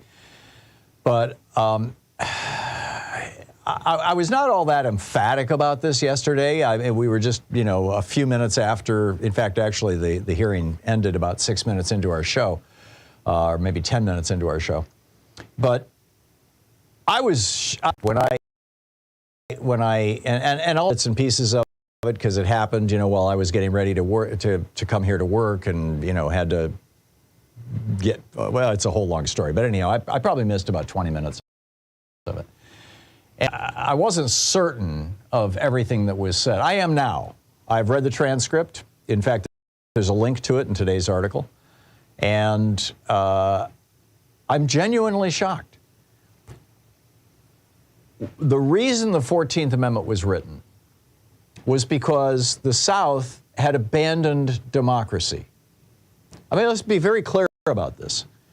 By the late 18th, South was no longer a democracy. White people who protested or who stood up against or even ran for public office against the oligarchs of the roughly 1,000 extremely wealthy families who controlled the, 12, 13 state, whatever the number of states in the Confederacy was, to control the Confederacy or control. If you challenged them, they would hang you. They would beat you. They would burn you out of your house. I mean, it was literally no longer a democracy in the American South. And then, in 1861, they said, and not only that, we're sick and tired of this damn democracy to the north of us, and we're going to take it down. And that's why, that's why the 14th Amendment was written, was that or at least Section 3 of the 14th Amendment was written, was that the framers of it, Roscoe Conklin and Thaddeus Stevens and I'm forgetting his first name, his last name was Howard, the senator from Michigan. Conklin, I believe, was from Pennsylvania. Anyhow, no, Conklin, I think, was New York, actually, and Thaddeus Stevens was Pennsylvania, as I recall. But in any case, these guys and their 12 compatriots, the committee who put together the 14th Amendment, they did not ever want a group of people or any who was an advocate of that form of government that the Confederacy had from roughly 1835 to 1866 or 65. They never wanted that form of government to be inflicted on America again, and they wanted to be sure that anybody who advocated that form of government by explicitly advocated it by trying to overthrow the government to ever hold office again. I mean, there's no ambiguity there. There's no confusion there. But instead, we were treated to 2 hours of, what is the meaning of the word is, essentially. I mean, this was one of my callers yesterday called it Jesuitical. The Jesuits, the Catholic group within the Catholic Church. I'm not Catholic, I don't know what they call themselves, but their focus has always been on intellect and intellectual prowess and understanding the technical, really the true meaning of every. These guys on the men and women on the Supreme Court, basically, number one, said, no way we're going to let this happen, that Colorado can keep Trump off the ballot. We're just not going to let it happen. And apparently the reason was, John Roberts said, well, we can't have one state deciding who gets elected president. And Elena Kagan said the same thing. We can't have one state deciding who gets elected president. Well, what the hell happened in 2000 in Florida? Decided who was going to be president. And not only that, they did it with fraud. There were 30,000 votes, roughly, a majority. I mean, there was about 50,000 so-called spoiled ballots. I'm doing my numbers from memory here. I wrote about this a couple days ago. You can find it online.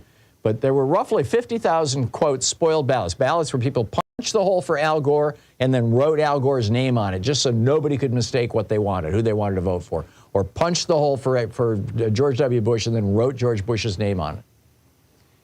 And because there were about 30,000 of those, more than for George W. Bush, because most of these came out of neighborhoods where the old dysfunctional, broken voting machines had been placed, the largely black neighborhoods. People wanted to make sure, hey, just to make sure that you know who who I'm trying to vote for. And had those ballots been counted, Al Gore would have been president. And that was what the Supreme Court ordered in Florida, the Florida Supreme Court. They said, recount the ballots. And, of course, the U.S. Supreme Court stopped that. So the U.S. Supreme Court inserted itself into a process to allow one state to make George W. Bush president when he wasn't even elected president in that state. Not to mention the fact that his brother Jeb, the governor of that state, had just thrown 80,000 African Americans off the voting rolls just 3 months before the election. So there were these, frankly, BS arguments that were presented yesterday, and nobody talked about the history. I mean, there was a small, Ketanji Brown Jackson, who I thought, did a great job. She was the only one. But and maybe Sonia Sotomayor, I'm not sure.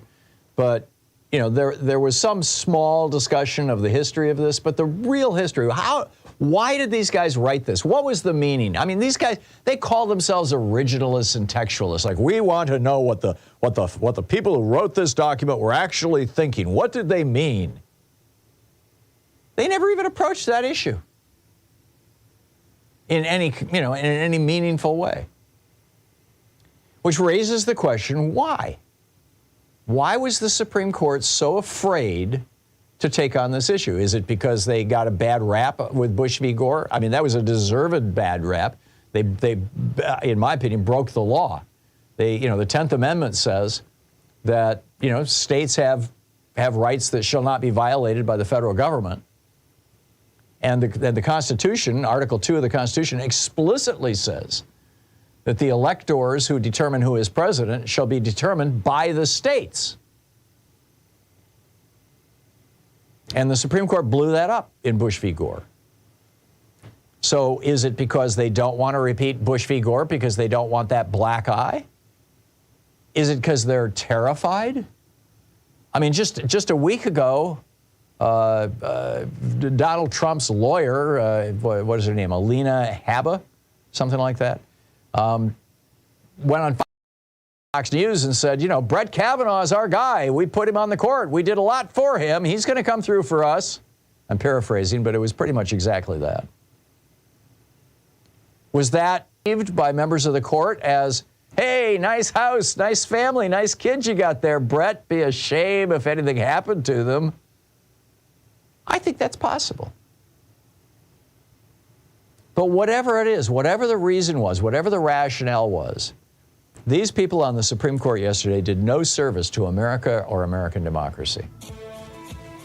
There were, now, obviously, we don't know the ruling yet, and we're going to have to wait on that. And so probably I should restrain myself here a little bit and withhold some of my outrage.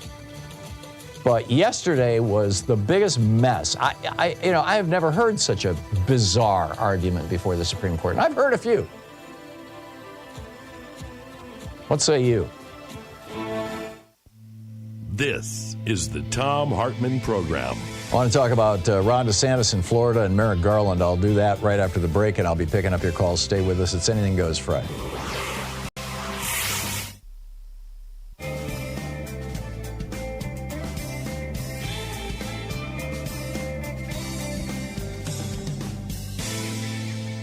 And welcome back. Gary in Nooksack, Washington. Hey, Gary, I'm sorry we couldn't get you in under the wire there with Congressman Khanna, but we just ran out of time. What's on your mind?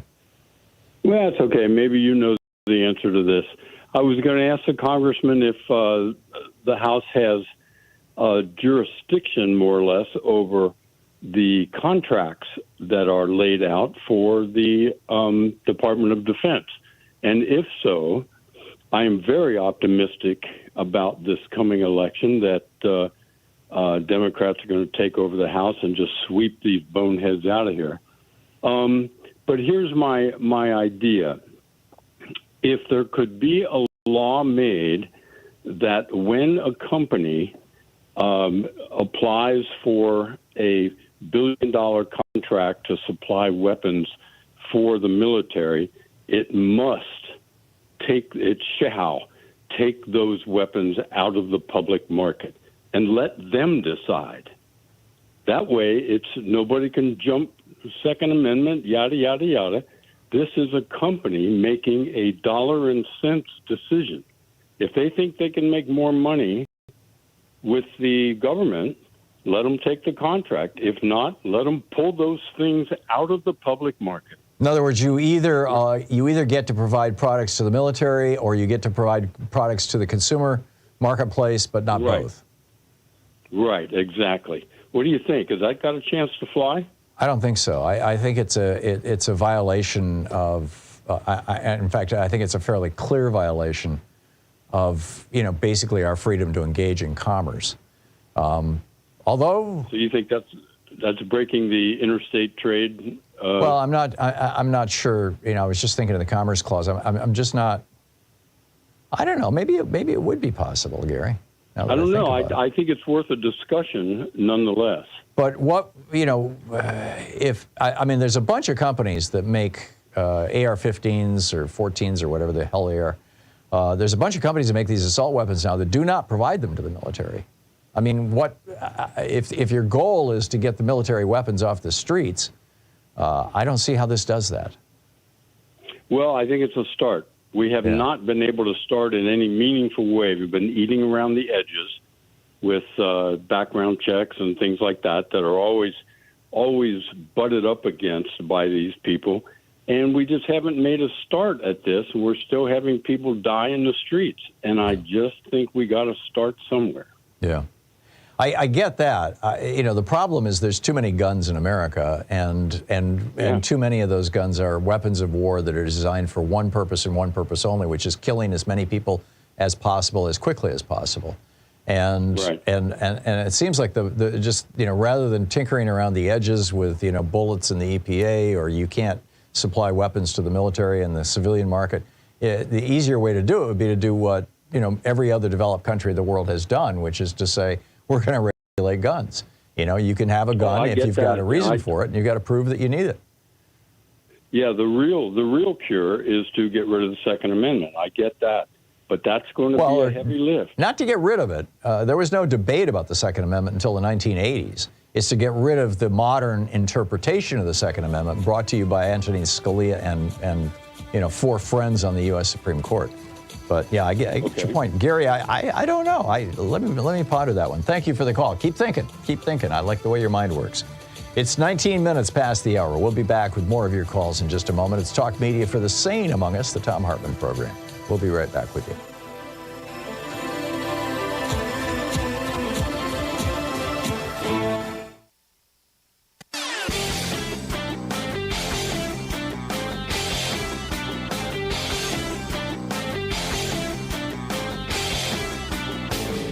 Change starts with you. You can be calling your Democratic or Republican representatives to let them know what you think by calling 202-224-3121. It's the Capitol switchboard. It'll get you right through to them. From Los Angeles to Columbia, South Carolina, from Birmingham, Alabama to Baltimore, universal basic income programs are chalking up proof after proof of their viability. Basically just giving people, low-income people, poor people, somewhere between $500 and $1,500 a month, no strings attached, is lifting people out of poverty, getting them back on track, getting them into solid middle-class jobs, helping their children tremendously. This works. Now, we don't have to do UBI in the United States. We're the only developed country in the world that doesn't have a national health care program. Health expenses are whacking a lot of low-income people. We're the only developed country in the world that doesn't have free college education.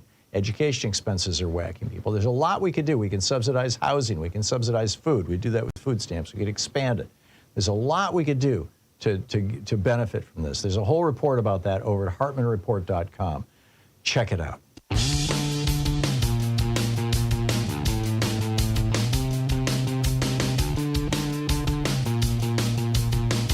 And welcome back. So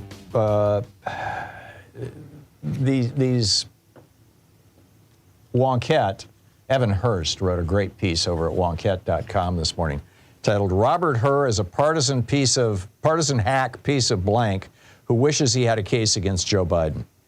And I completely, here we've got this Republican, this MAGA Trump-humping Republican who was appointed to be a U.S. attorney by Donald Trump.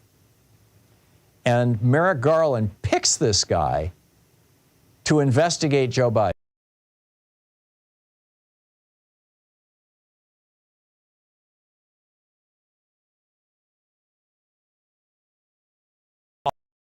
All the way back to Ken Starr. I mean, it just goes on and on and on, all these people, number one.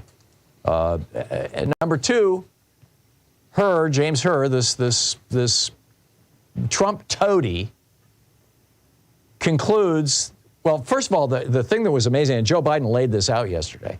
He says, well, he had classified information about Afghanistan in his garage. It was not classified information, or it was only technically classified information. What it was a letter, a multi-page letter that Joe Biden, when he was vice president, wrote to Barack Obama when he was president, essentially saying, you know, I'm thinking about quitting my job, about resigning in protest because you want to increase the number of troops and the violence in Afghanistan. Obama was going to do a surge. And in fact, did do the surge. And Biden strongly opposed that. He thought we should get the hell out of Afghanistan, which he did, by the way, when he became president. And he kept a copy of that letter. I don't think there's anything wrong with that. But technically, because it was a letter, you know, from the vice president to the president, it's the property of the National Archives. And that was what Hur was all hysterical about. But then he goes on to say, but, you know, no jury will ever convict him because he's a doddering old fool who's senile and people will feel sorry for him. Really? I'm just adding, I guess, my outrage. This is right across our media, the media spectrum. Robert Hur wrote, after, Mr. Biden's memory was significantly limited and will likely convince some jurors that he made an innocent mistake. We also consider that at trial, Mr. Biden would likely present himself to a jury, as he did during our interview of him, as a sympathetic, well-meaning elderly man with a poor memory. It would be difficult to convince a jury that they should convict him of a serious felony that requires a mental state of willfulness. That's horse crap. I mean, that's just a political hit job. This is the exact same thing James Comey did to Hillary Clinton 3 weeks before the election of 2016. That cost her the election, that handed the election to Donald Trump. And here you've got another Republican. James Comey was a Republican too. Here you've got another Republican doing, who is in a position in the Department of Justice, using that position to try and influence an election. I think it's despicable. Meanwhile, down in Florida, Ron DeSantis has figured out how he's going to teach history to school children. He wants kindergartners to know about, and I quote, atrocities committed in foreign countries under the guidance of communism, including cultural Marxism. Now, you will recall Ron DeSantis refers to acceptance of queer people, of the gay, lesbian, transgender community as cultural Marxism. Ron DeSantis refers to teaching black history and the history of the Black Lives Matter and civil rights and structural racism as cultural Marxism. So now we've got this piece of legislation in Florida, House Bill 1349, and there's a parallel bill in the Senate, and they're probably both going to pass. This is, Republicans are all in on this. That is going to stop the indoctrination by liberal elites in Florida and will require at least 45 minutes of instruction on a compulsory subject, the victims of communism. So let me get this straight. We're going to take kindergartners, 5-year-olds, and we're going to show them movies of the mass slaughters in Russia under Stalin. And we're going to say, this is cultural Marxism. It's the same thing that Democrats do when they talk about Black Lives Matter, or when they talk about, the need to accept people regardless of their gender identity or this is nuts. This is just so wrong. And meanwhile, you've got, DeSantis's buddies out here, Moms for Liberty and these other crackpot bunches, trying to ban books. They're not just trying to take America back to 1950. They're trying to take America back to 1850. And it's wrong. I just hope that, the common sense prevails in Florida. But any little excuse they can find to wail on people of color and the queer community, any excuse they can find to wail on these folks. And immigrants, of course, too. I mean, I'm not sure that they include that in their cultural Marxism, but they'll figure out a way. It's just so wrong. You're listening to the Thom Hartmann Program. Call 202-808-9925. Anything goes weekend. I'll be right back with your calls. Stay with us. Hey, it's officially $5 Friday here on Free Speech TV. Although here on the Thom Hartmann Program, we call it $15 Friday. But it's your opportunity to help out Free Speech TV. It's just, occasionally we just drop in and say, hey, we could use a little bit of help here. And this is particularly for long-term giving, basically, for sustaining support, becoming a member of the sustainers circle, as it were, of the people who are regular supporters of Free Speech TV. And that is, you call 877-378-8669 right now, give them your credit card, and tell them how much to deduct every month, and just start a regular monthly contribution to Free Speech TV. It can be $5 a month, 10, 15, 50, whatever you're comfortable with. But here's your opportunity, and this is a great time to do it. We're heading into an election. It's going to be a really difficult fundraising year for Free Speech TV. So let's get off to a good start. So call now or go to freespeech.org right now and make your contribution. And while you're doing that, while you're getting on your computer or making your phone call, here's a clip of John F. Kennedy, President Kennedy, from 1963. It was right after he had sent, it was a national address, a 30-minute national address, right after he had sent the National Guard either to Alabama or Mississippi, forgive me, I don't recall which, and escorted 2 young black people into school. And so here is his speech on that issue. I hope that every American, regardless of where he lives, will stop and examine his conscience about this and other related incidents. This nation was founded by men of many nations and backgrounds. It was founded on the principle that all men are created equal, and that the rights of every man are diminished when the rights of one man are threatened. Today we are committed to a worldwide struggle to promote and protect the rights of all who wish to be free. And when Americans are sent to Vietnam or West Berlin, we do not ask for whites only. It ought to be possible, therefore, for American students of any color to attend any public institution they select without having to be backed up by troops. It ought to be possible for American consumers of any color to receive equal service in places of public accommodation, such as hotels and restaurants and theaters and retail stores, without being forced to resort to demonstrations in the street. And it ought to be possible for American citizens of any color to register and to vote in a free election without interference or fear of reprisal.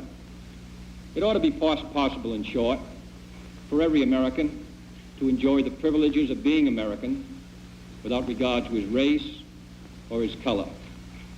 In short, every American ought to have the right to be treated as he would wish to be treated, as one would wish his children to be treated. Of completing a high school as a white baby, born in the same place on the same day. 1/3 as much chance of completing college. 1/3 as much chance of becoming a professional man. Twice as much chance of becoming unemployed. About 1/7 as much chance of earning $10,000 a year. A life expectancy which is 7 years shorter, and the prospects of earning only half as much. This is not a sectional issue. Difficulties over segregation and discrimination exist in every city, in every state of the Union, producing in many cities a rising tide of discontent that threatens the public safety. Nor is this a partisan issue. In a time of domestic crisis, men of goodwill and generosity should be able to unite regardless of party or politics. This is not even a legal or legislative issue alone. So here we go. I mean, John Kennedy kicking it off.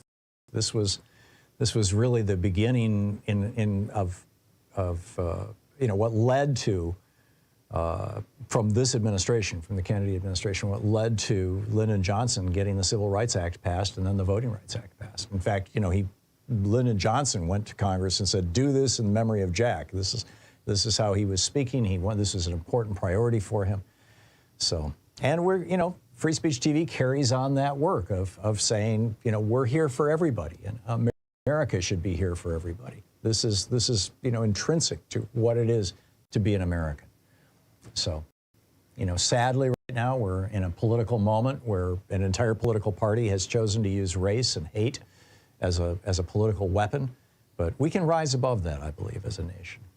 So if you'd like to help Free Speech TV promulgate a message of we're all in this together, we're all people here, give us a call, 877-378-8669, and make your contribution here on $5 Friday.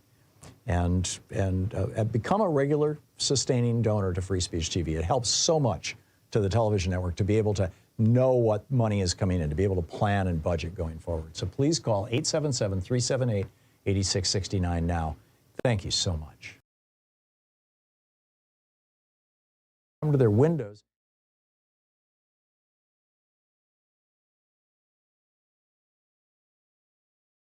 Last Best Hope by George Packer.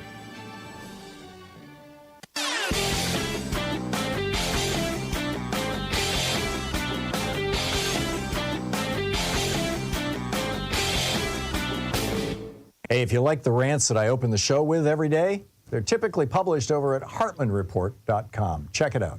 So every time we have an election, I mean, most recently we saw this in 2022, Putin and Mohammed bin Salman, Russia and Saudi Arabia, start raising the price of oil, basically to stick it to the Democrats, hoping that they can lose power. I mean, it worked in 2022. They got their majority in the House of Representatives. And you'll recall all those $6 gasoline and $5 gasoline and everybody squealing about it and the little stickers they were putting on pumps with pictures of Joe Biden saying, "I did this." Well, they're preparing to do it again. They've cut production, Saudi Arabia and Russia, and it's going to get a whole lot worse over the course of the next year as we're heading toward 2024. So what can we do about this? I have a very specific proposal, and by the way, 70 different environmental groups have joined in this, along with Senator Ed Markey and several members of Congress, and that is to ban the export of American-produced crude oil. Make America energy independent, and we control the price. There's a piece about it over at HartmannReport.com. Check it out.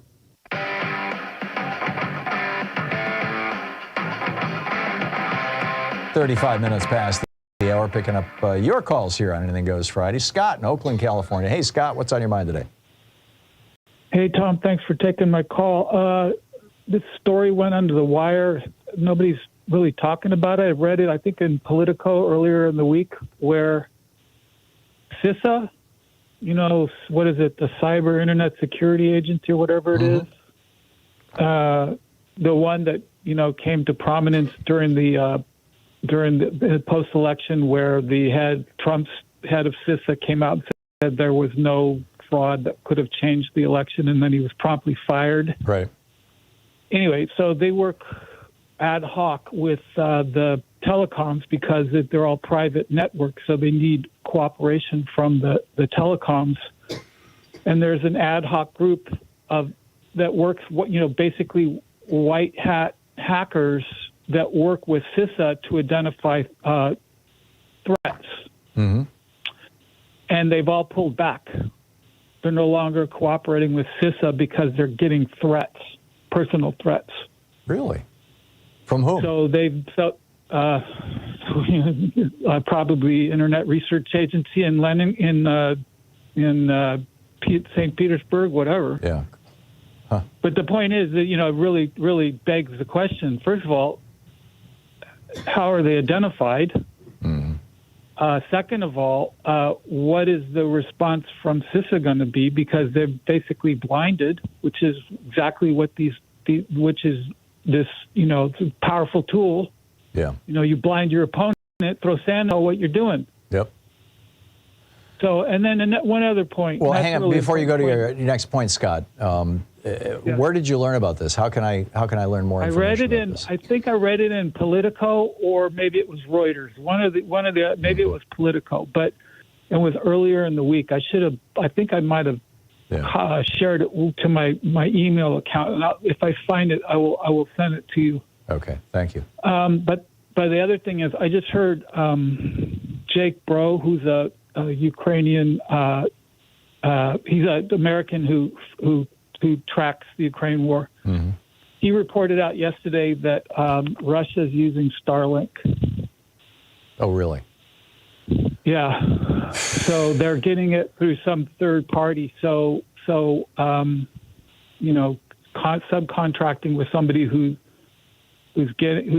using it. So Russia's renting time on Starlink through another country. I think, what did he say? I can't remember what he said. Well, it's not surprising. Anyway, Starlink is a private company. Elon Musk owns it, and they'll sell to anybody. He's getting military contracts. We have power over that, don't we? I don't know. Crazy. Yeah, Crazy. It is. I mean, we have the power indirectly, in as much as, if Elon Musk's behavior reaches some kind of weird threshold, we could just say, we're not going to participate with you on the space program anymore. Stuff like that. I mean, there are ways that he could be punished, but I'm not sure that there's any direct, you may not allow your product to be resold through third parties to Russia. But that's fascinating. Two interesting data points. Scott, thank you for that. I need to look into both of those. Thanks. Appreciate the call. Rich in Indianapolis. Hey, Rich, what's on your mind today? Hey, Tom. Thank you very much. As you were beginning, before taking calls, you talked about DeSantis and what he's playing with in Florida school. Mm-hmm. And I was reminded of the title, and I'm sorry I don't have the author, but I think it's "Please Allow Me to Retort." And, he made some fantastic observations with that, and I got to hear him. He was just like, "Wow, this is amazing intellect." So if you could link that, and there's history.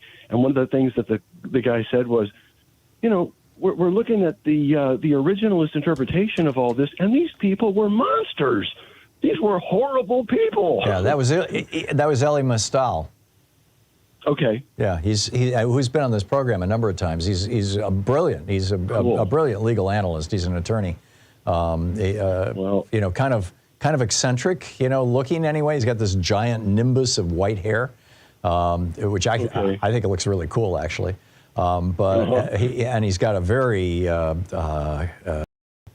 outgoing, kind of gregarious personality. I just love Elie Mystal. Yeah, cool. But that's who it was. That's who wrote that book. Yeah.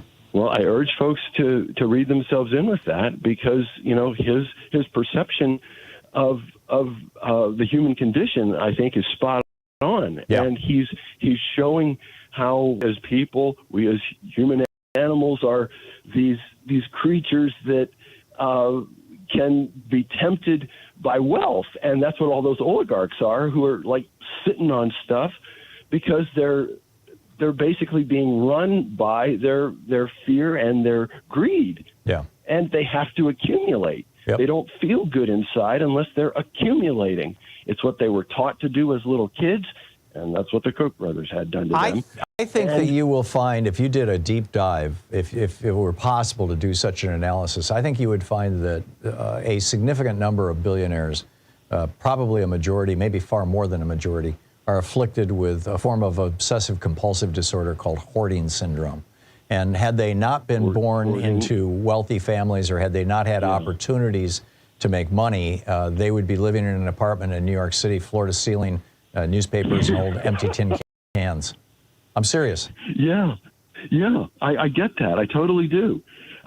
There is a sociologist, James Lowen, who wrote a series of books. The one that I had access to and tried to read was Lies My Teacher Told Me. Oh, yeah, I've read that. 1995. In fact, he's been on this program. Yeah. It was more than a decade ago he was on this program. But yeah.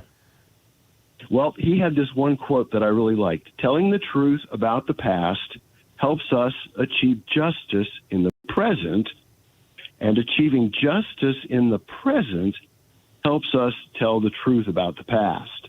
Wow. It's circular. Yeah, and it's a great analysis. He was not the source of that, but he quoted it. Yeah. And we are in a situation where we are either going to save democracy by being able to have Joe Biden continue to be the president, or we are going to lose democracy with a Republican. Yeah. And far worse if it's actually Trump. Yeah. And people need to get it through their heads of this distinction and recognize that if they go getting transactional about their vote, if we go doing the circular firing squads, we are screwed. I mean, it's going to be, we're not going to be able to save the planet. Well, we're it's going not to just lose our opportunity to save the planet. Yeah, you're absolutely right. And it's an opportunity to save the planet that's already been delayed by 4 decades by Republican lies and intransigence and sucking up to the fossil fuel industry and billionaires in the fossil fuel industry funding lies and climate denial organizations. Yeah, all excellent stuff. Rich, thank you very much for that. Jessica in Hinsdale, Illinois. Hey, Jessica, what's on your mind today?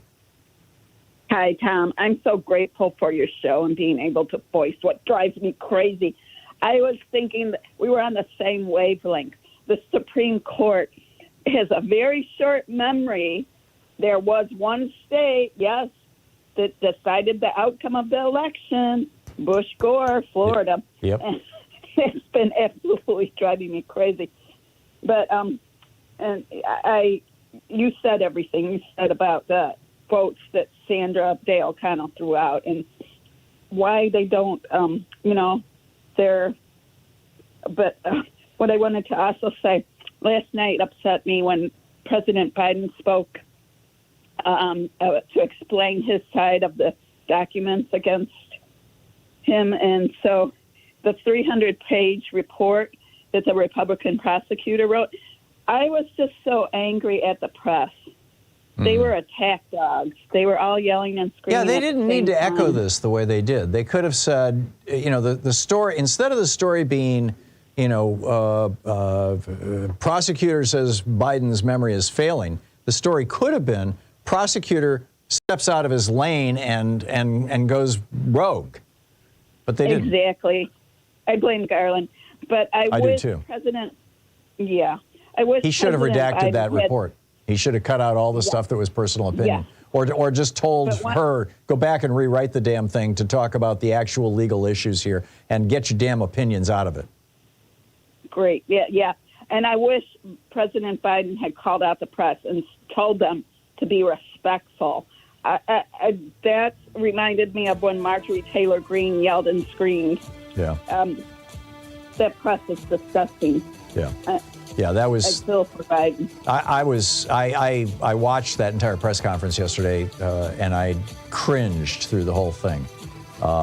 It was brutal. Jessica, thank you very much. Spot on. It's 45 minutes past the hour. Back with more of your calls in just a moment. It's Anything Goes Friday. You're listening to Thom Hartmann. Visit ThomHartmann.com for audio and video archives. And we'll be right back with your calls on Anything Goes Friday.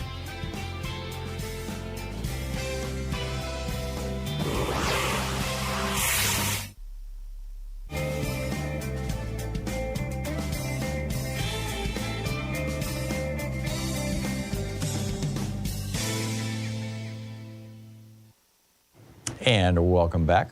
Picking up your calls here, Bradley in Northport, Michigan. Hey, Bradley, what's on your mind today? Hey, how's it going? Good. How's it going? Your screener and I agreed it should be Detroit Lions playing in the Super Bowl, but that might be happening next year. I'm always a fan of the Lions. Oh yeah, and the Tigers. I'm due. Football and baseball. Guy, yep. So we're due a little bit of success in that regard. While I was waiting, I heard you speak about the 14th Amendment, which brought to mind the Kadada Williams book, I Saw Death Coming. I don't know if you have read that or I am not familiar with it at all. Radar. Never heard of it. Excellent. Kadada Williams, author, she's a Wayne State, Michigan professor, and I Saw Death Coming, just on how it certainly wasn't implemented as it was intended and never carried out. And what we have today is the remnants of it. The society, the culture there never accepted it. And because of it, that's what it is. Yep. So, but anyway, I was wondering if you had information on the MAGA commentator that identified was going to threaten Senator Langford. I wondered if that had been identified. He has not revealed who that was. My guess would be that it was probably a Fox News personality, but that's just a wild-ass guess. I have no idea. I think that should be somehow identified, and I think it could be done, because to threaten somebody with destruction, that is just not permissible. Yeah. Not at all. I agree. But Langford does not want to bite the hand that feeds him, and he needs Fox News. Yeah. Well, it's time that this type of thing stop, and that's what you can show a little bravery. But anyway, another quick thing before I interrupt anybody else. With Trump's troops okaying everything he says and does, how about his claim of absolute immunity for a president? Why are they going after Biden if the president is allowed complete immunity? Oh, that's a good question. Obviously, the president is not allowed complete immunity, and I think I understand that, but the D.C. Circuit Court was right. And just ask him in response. Well, how about that? What's your point in pursuing Joe Biden? He's president currently, and he has absolute power. So right, and this goes to that case that the D.C. Circuit Court of Appeals just ruled that no, there is no immunity for this guy. And ruled it unanimously. And now the Supreme Court has to decide, and apparently Monday is the day that this gets dropped in their lap. The Supreme Court has to decide whether they're going to pick this up and relitigate it, or redecide it, or whatever the proper word is, or whether they're going to say, no, we're not going to grant cert. We're just going to leave that opinion as it stands. And my bet is that they will do the latter, that they will leave the opinion in place, and that will be the thing that will kind of salvage their reputation. So, they're being pilloried right now for everything with regard to Section 3 of the 14th Amendment, for the, just pathetic job that they did yesterday. And the fact that Clarence Thomas, whose wife was in on the insurrection, did not recuse himself. I mean, just the ethical horror of what happened yesterday. Now, they're being pilloried for that. So then when they say, but Trump's not immune, everybody's going to go, oh, the Supreme Court just saved us all. I guess we're happy with them now. That's how I expect this to play out. He's so attacked. He's such an attacked man. He's been sued 4,000 times in the last 30 years. So he loves it. That's where he operates. Absolutely, absolutely. He knows how to manipulate the legal system. And if everybody utilized his tactics, Tom, the system would completely collapse. They're scared to call it out. I agree. Bradley, thank you. Great analysis. We'll be right back.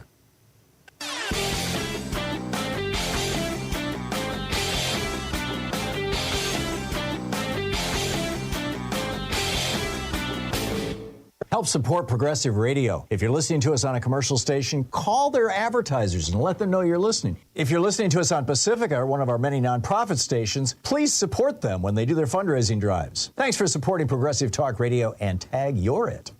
So MAGA Mike and the Republicans want a religious test for people running for public office. They want to know that you are sufficiently Christian to be worthy of being elected.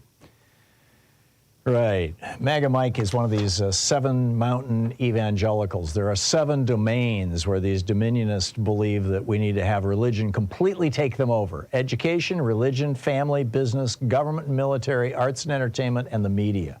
Seriously.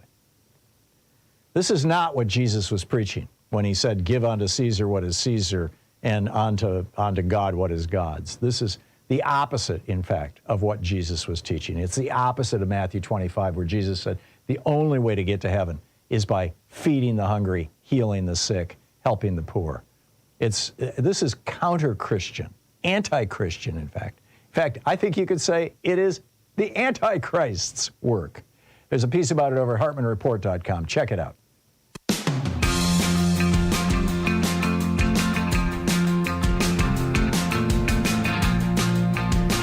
9 minutes before the hour, picking up your calls here. Keno in Lakeland, Florida. Hey, Keno, what's up? Happy Fria's Day. There you go. Back at you. I want to elaborate on you talk about talk media for the sane among us. And today, at least a dozen times, you've talked about events going on. This is nuts. Well, I want to submit that we've got to start talking that the cult of Trump is producing a collective insanity. I agree. In the dictionary, it's called a social or a legal term that means the inability or unfitness to manage one's own affairs or performs one's social duties. It's collective insanity in Congress when they want a bill to control immigration, and they get one of their own men to produce it, and then so they're not able to perform their social duties. Wednesday night, a Lawrence Tribe professor was on Lawrence O'Donnell, and he said he's scared of citizens, that millions of people that want to uphold a man who asks for immunity from doing criminal laws, because the duty of the voters is to vote in people who will uphold the laws. So when there's a segment of the population that wants to vote in somebody that wants to be immune from doing criminal laws, that is collective insanity. We've got to start talking about it. Now, I request that we get psychiatrists and psychologists to help us understand these people, but we've got to start talking about this is collective insanity, and it's going to go down in history that we're going through this period of time, and we've got to use that term, I do believe. What do you think? Or the mass psychosis is another common term. I get it, Kino. Mental illness can be contagious. I mean, some aspects of it. And go ahead. In the dictionary it says this is different from distinguished from inborn mental deficiency. Correct. It can be from a temporary delirious condition or derangement. Or the consequence of circumstances. I mean, you see, quote, insanity going up during times of war, for example, when countries are under attack. It's just, people break, basically, under the stress. Yes, Tom, you talk about these people want a big daddy authoritarian figure, but the question is, why do they want a big daddy authoritarian figure? Yeah, well, that is either temperament, which you're born with, or it's an insecure childhood, and they never felt safe as children, and so now they're looking for somebody to make them feel safe. And I'm not enough of an authority on all things psychology to know how that breaks out, what percentage of which is the deciding factor or the most common factor. But those are the two. I do know those are the two things that seem to be driving it. Kino, Tom, in the past, you mentioned an author that wrote The Magical Child about Joseph Chilton Pearce. Okay. Say his name again, please. Joseph Chilton Pearce, P-E-A-R-C-E. Okay. And his book, The Magical Child, is probably one of the best books on child development that's ever been written. And his book, The Crack in the Cosmic Egg, is probably one of the best books on how society goes crazy, essentially. How we come up with cultural memes and things like that that's ever been. I wrote the foreword for that book. Joe died a few years ago. He was an MD. He's a brilliant guy. Well, we need to review that book. Yeah, I'm with you. Kino, I got to move along, but thank you for the call. Ingrid in Myerstown, Pennsylvania. Hey, Ingrid, what's on your mind today? Yeah, hi, Tom. I don't know if I'm more upset about the way the press and that special counsel treated Joe Biden or the Supreme Court yesterday. Very disturbing. Yeah, they're both very upsetting. I agree. As far as Joe Biden, I feel so bad for him. I feel he's being abused, frankly, from all ends, and he doesn't deserve it. And you know what it is? He's a decent person, and the people that attack him aren't, is what it's all about. I really think that's a great, one-sentence analysis. You're right. The Supreme Court, I know there was some praise on the internet this morning about Justice Jackson. I'm disappointed with her. She was lopping onto this, what happens if one state keeps him off the ballot. Yeah. The whole point is, wasn't this done by the founders to prevent someone being having a position of power for the whole United States, not just for one state? And I'm not a lawyer, but even though Colorado brought this, wouldn't the Supreme Court be obligated to keep for all of the United States? That was, the assumption was if the Supreme Court goes along with Colorado, they're going to do it nationally. They're going to say, yes, we find that he committed an insurrection and therefore he's not qualified to run. Clearly, they were not willing to even entertain that argument, much less consider going down that road. Do you think that But you just said a few minutes ago you think maybe they'll renege on that. I hope you're right. No, I think what they're going to do is they're going to say he's not immune from prosecution for trying to overthrow the government. But the prosecution hasn't completed. He has not been convicted of a sedition. In fact, he hasn't even been charged with sedition, which I think is highly problematic, and probably was one of the things also that made it difficult for the Supreme Court yesterday. Ingrid, I got to run. It's the end of the hour. Thank you so much for your call. We'll be back on the other side of this break. Stay with us. You're listening to Thom Hartmann. In addition to bringing you the Thom Hartmann Program here on Free Speech TV and Video Media Online, we also have a whole set of ways you can interact with us and tools you can use to spread the word about the importance of democracy and the threats to it in our republic. First, there's your daily homework. Sue Nethercutt puts together a daily email newsletter that has a link to every story I discuss on the air, so you can find my sources and you can share them with your friends. It's free and you can sign up at ThomHartmann.com. Second, I publish my daily take every day over at the HartmannReport.com website. That's also free if you want the daily 5 days a week rant in your inbox. No ads either. Third, we have the podcasts. There's the free 1-hour version of our daily show that's advertising supported. You can find that wherever you get your podcasts normally. And then there's also the podcast of the entire 3-hour show with no advertisements, and that's available by subscription over at ThomHartmann.com. So check them all out at ThomHartmann.com and HartmannReport.com.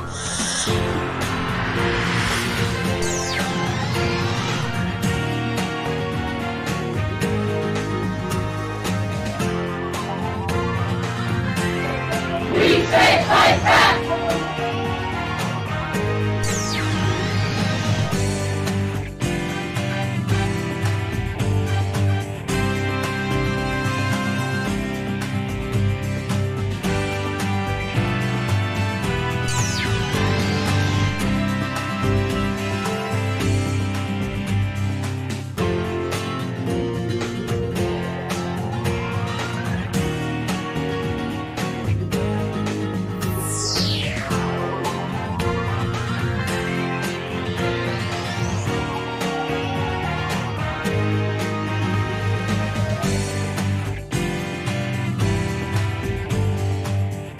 It's officially $5 Friday here on Free Speech TV, although here on the Thom Hartmann Program we call it $15 Friday. But it's your opportunity to help out Free Speech TV. It's just, occasionally we just drop in and say, hey, we could use a little bit of help here.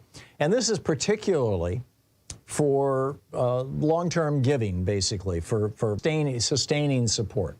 Becoming a member of the sustainers circle, as it were, of the people who are regular supporters of Free Speech TV. And that is, you call 877-378-8669 right now, give them your credit card, and tell them how much to deduct every month, and just start a regular monthly contribution to Free Speech TV. It can be $5 a month, 10, 15, 50, whatever you're comfortable with. But here's your opportunity, and this is, a great time to do it. We're heading into an election. It's going to be a really difficult fundraising year for Free Speech TV. So let's get off to a good start. So call now or go to freespeech.org right now and make your contribution. And while you're doing that, while you're, getting on your computer or making your phone call, here's a clip of John F. Kennedy, President Kennedy, from 1963. It was right after he had sent, it was a national address, a 30-minute national address, right after he had sent the National Guard either to Alabama or Mississippi, forgive me, I don't recall which, and had escorted 2 young black people into school. And so here is his speech on that issue. I hope that every American, regardless of where he lives, will stop and examine his conscience about this and other related incidents. This nation was founded by men of many nations and backgrounds. It was founded on the principle that all men are created equal. Every man are diminished when the rights of one man are threatened. Today we are committed to a worldwide struggle to promote and protect the rights of all who wish to be free. And when Americans are sent to Vietnam or West Berlin, we do not ask for whites only. It ought to be possible, therefore, for American students of any color to attend any public institution they select, without having to be backed up by troops.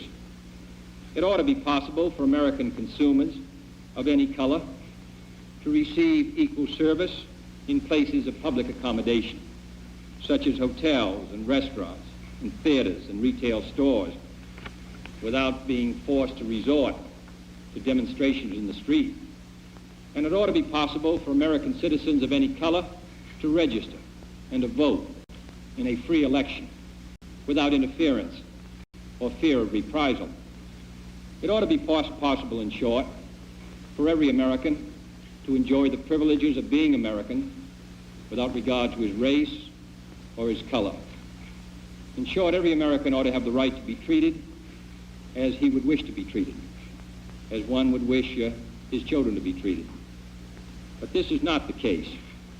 The Negro baby born in America today, regardless of the section of the state in which he is born, has about 1/2 as much chance of completing a high school as a white baby, born in the same place on the same day. 1/3 as much chance of completing college. 1/3 as much chance of becoming a professional man. Twice as much chance of becoming unemployed. About 1/7 as much chance of earning $10,000 a year. A life expectancy which is 7 years shorter, and the prospects of earning only half as much. This is not a sectional issue.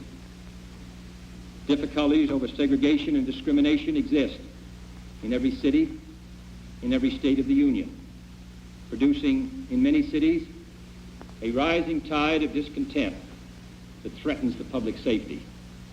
Nor is this a partisan issue.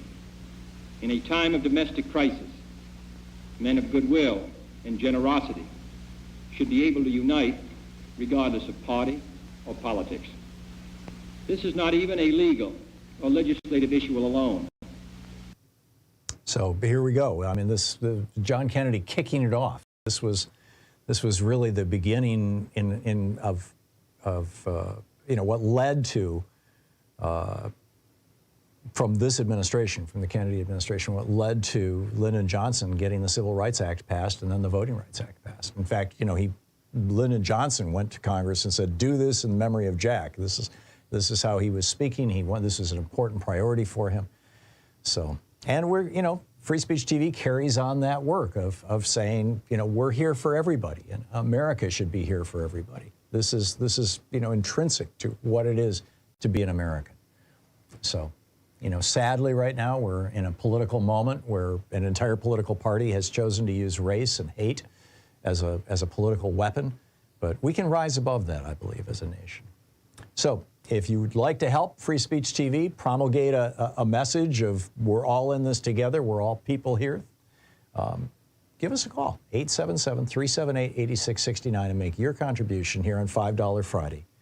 And become a regular sustaining donor to Free Speech TV. It helps so much to the television network to be able to know what money is coming in, to be able to plan and budget going forward. So please call 877-378-8669 now. Thank you so much. The book is Justice, Justice, Thou Shalt Pursue, a life's work fighting for a more perfect union by Ruth Bader Ginsburg and Amanda L. Tyler.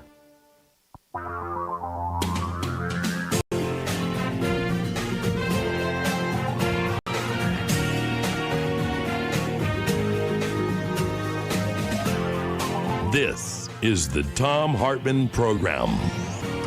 Welcome to the third hour of our program. A lot going on in the world today. Right now, the Iowa House Education Committee is debating House Study Bill 649. It's a bill proposed by the actual governor of Iowa, Kim Reynolds. And this would end legal recognition for transgender people anywhere the word male or female appears in the Iowa Code, and would require special gender markers for transgender people on birth certificates. The people, when the bill was being debated, people showed up at the Iowa State House wearing pink triangles. That was what Hitler made gay people wear during the Hitler time.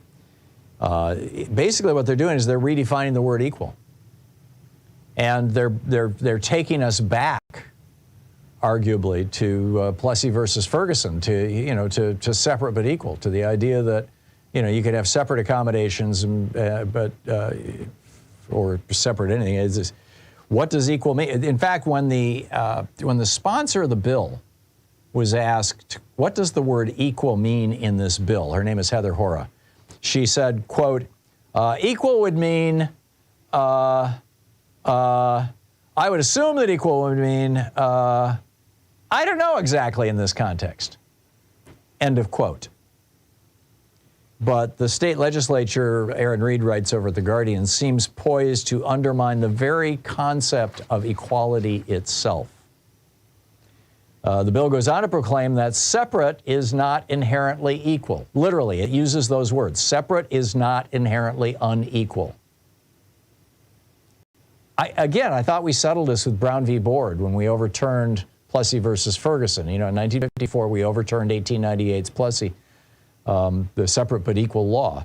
The bill mandates that transgender people be given unique identifiers on their birth certificates outing them as transgender, and that they would be forced to have both gender markers, both male and female, on their birth certificates, make gender identity obvious to anyone that they present their birth certificate to. It's incredible. Republican Representative Brooke Bowden said, what I hear from the trans community is that they're proud to be trans, and so I guess they'd be okay to identify as that. Right, those gay people in Nazi Germany were so happy to wear those pink triangles. Oh my God. Where do they find these people that they make into Republican legislators? And as Kino said, I've used the word nuts too many times today. He's right. All right. Other things going on. Smartmatic is suing One America Network, among others. Now, you'll recall, a different voting machine company sued Fox News and got hundreds of millions of dollars from them. Well, now Smartmatic is the other big national voting machine company, and they are filing. In fact, they just filed it. But here's where it gets wild. The reason that they filed this lawsuit was because somebody leaked to them email correspondence between the president of Smartmatic, a fellow by the name of Charles Herring, and, according to this news report, and Mike Lindell and Sidney Powell. Sidney Powell, the crazy wackadoodle lawyer for Donald Trump, who was running around the country going, oh yeah, they hacked the voting machines, and Mike Lindell, the pillow guy. Apparently, somebody had found passwords to hack into the Smartmatic machines. Now, there's probably a lot of people who have these passwords, right? Election administrators, for example, or anybody who ever worked at Smartmatic, in the technical realm. Somebody shared those passwords with the president of OAN, and according to these allegations, and according to these allegations, he then shared them with Mike Lindell and Sidney Powell, who then, tried to use that information to defame OAN. And I think this is fascinating. There is a trial. I mean, there is a lawsuit already going on, but this is now, they're now in what's called the discovery phase, where they everybody submits all their documents, and that's apparently, what they just discovered this.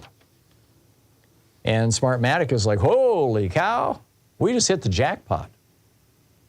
I'm not sure they're thinking that, but we just found the evil. Smartmatic also has lawsuits pending against Fox News, against Maria Bartiromo, against Lou Dobbs, against Rudy Giuliani, against Jean Pirro, and other far-right outlets. And the allegation is that they knew that the claims that Smartmatic machines were being used. They also sued Newsmax. Their claim is that all of these people that they're suing knew that they were lying about the Smartmatic machines, and they were lying basically on behalf of Donald Trump. Finally, our fascism and fear alert.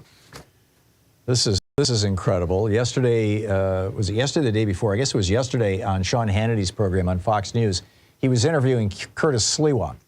I've met Curtis Sliwa a number of times over the years. He had a radio talk show. I'm not sure if he still does, but back when he did, he used to show up at Michael Harrison's Talkers Conference. Every year, the talk radio industry has this meeting in New York City, and he used to be that Joe Madison and I were the two liberals who would show up reliably, and they would hold a panel. They called it the Rumble, and where they get like 6 or 8, right-wing hardcore talk show hosts and me and Joe, and we would argue with these guys. It's been a couple of years since I've shown up just because of COVID, but I'll probably be there this year or next. But in any case, Hanniity was, who I've also met there. Hanniity was interviewing Curtis Sliwa, and suddenly there's something going on off camera. And so Hanniity says to the cameraman, what's going on over there? And a bunch of Sliwa's thugs, he's got these guardian angels, right? They wear these red berets. A bunch of his thugs had surrounded some guy who looked Hispanic. And they apparently beat him to the ground. I haven't seen the video, and I can't say for sure exactly what happened, but he was well, this is what Sliwa said. Sliwa said to Hanniity, let's just say we gave him a little pain compliance. His mother back in Venezuela felt the vibrations. He's sucking concrete. The cops scraped him off the asphalt. Well, it turns out the guy was not an illegal immigrant. He was not even an immigrant. He was an American. And he wasn't committing any crime. He was just walking down the damn street. When Sliwa, and apparently as a stunt for Fox News, thought, hey, let's beat up a guy who looks Hispanic. Aren't these people wonderful?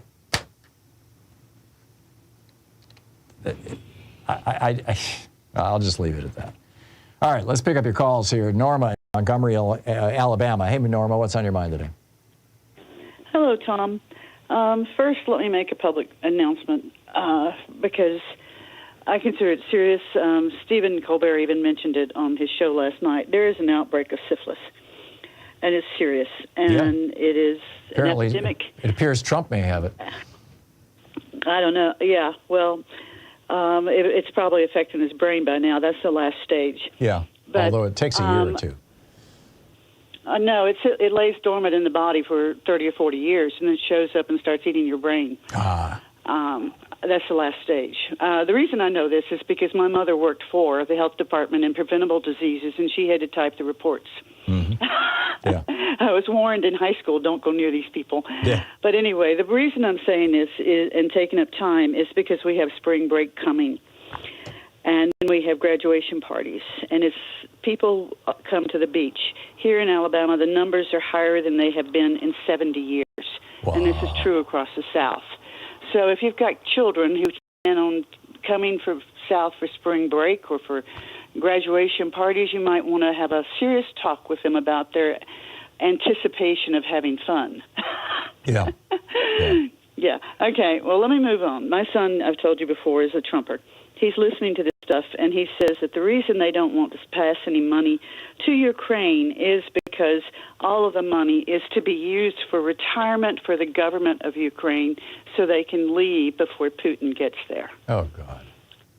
Yes, this is what they're being told on the radio. They're also told that China, because of the stock market crash, is now going to take Taiwan, and there's no point in us giving Taiwan any aid. It's like Vladimir Putin and President Xi of Xi Jinping, or what? No. President Xi of China are like writing the scripts for right-wing hate radio in America. That's what it sounds like to me. And then too, I was watching Frontline, Frontline, and this preacher's son was on, and he said that we're not going to save this country until people spend more time reading their New Testament instead of reading Fox, and they all need to read the Book of Daniel, and which shocked me. But this is on Frontline on Sunday, and so nobody's watching or hearing this versus what they're listening to every day from Sean Hannity, and he listens to Glenn Beck every day. And then there's something called Cal and Buck that he listens to. Yeah. And so he's getting 5 to 6 hours of this every day on the radio while he's at work. And this is what our problem is. And so if we, like Keno said, we have this mass insanity. And if we, the people who are sane, don't start trying to nibble away at this and chip at this mindset, I don't know how we're going to save the country. Yeah. But also, what is wrong with the Republican Party? Why are they terrified of Trump? Does he have something on each and every last member, or does the Russian mafia have something on them? No, what he has is the ability to destroy them in a primary. That's pretty much it. But the primary voters are the Trump base, and everybody understands that. So and every Republican right now lives in fear of Donald Trump calling them out or endorsing their primary opponent. Well, here we have ads running now for our primary next month that Trump is supporting this guy or that guy. Right. And like I said, I wish more people had a bag like mine or a sign that says nobody's above the law. It works, Tom. Yeah, I believe it. I believe it. Keep up the great work, Norma. And thank you, Tom. Have a good weekend. We all need to pray for your son. Norma, thank you very much. Good talking to you. It's 18 minutes past the hour.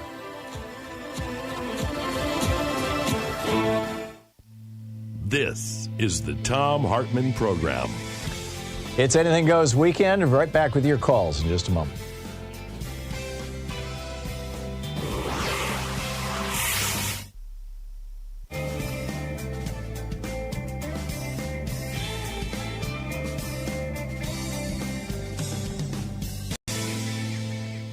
And welcome back. Patrick in Seaside, California. Hey, Patrick, what's on your mind today? Hi, Tom. I have a question I've been wanting to ask you forever.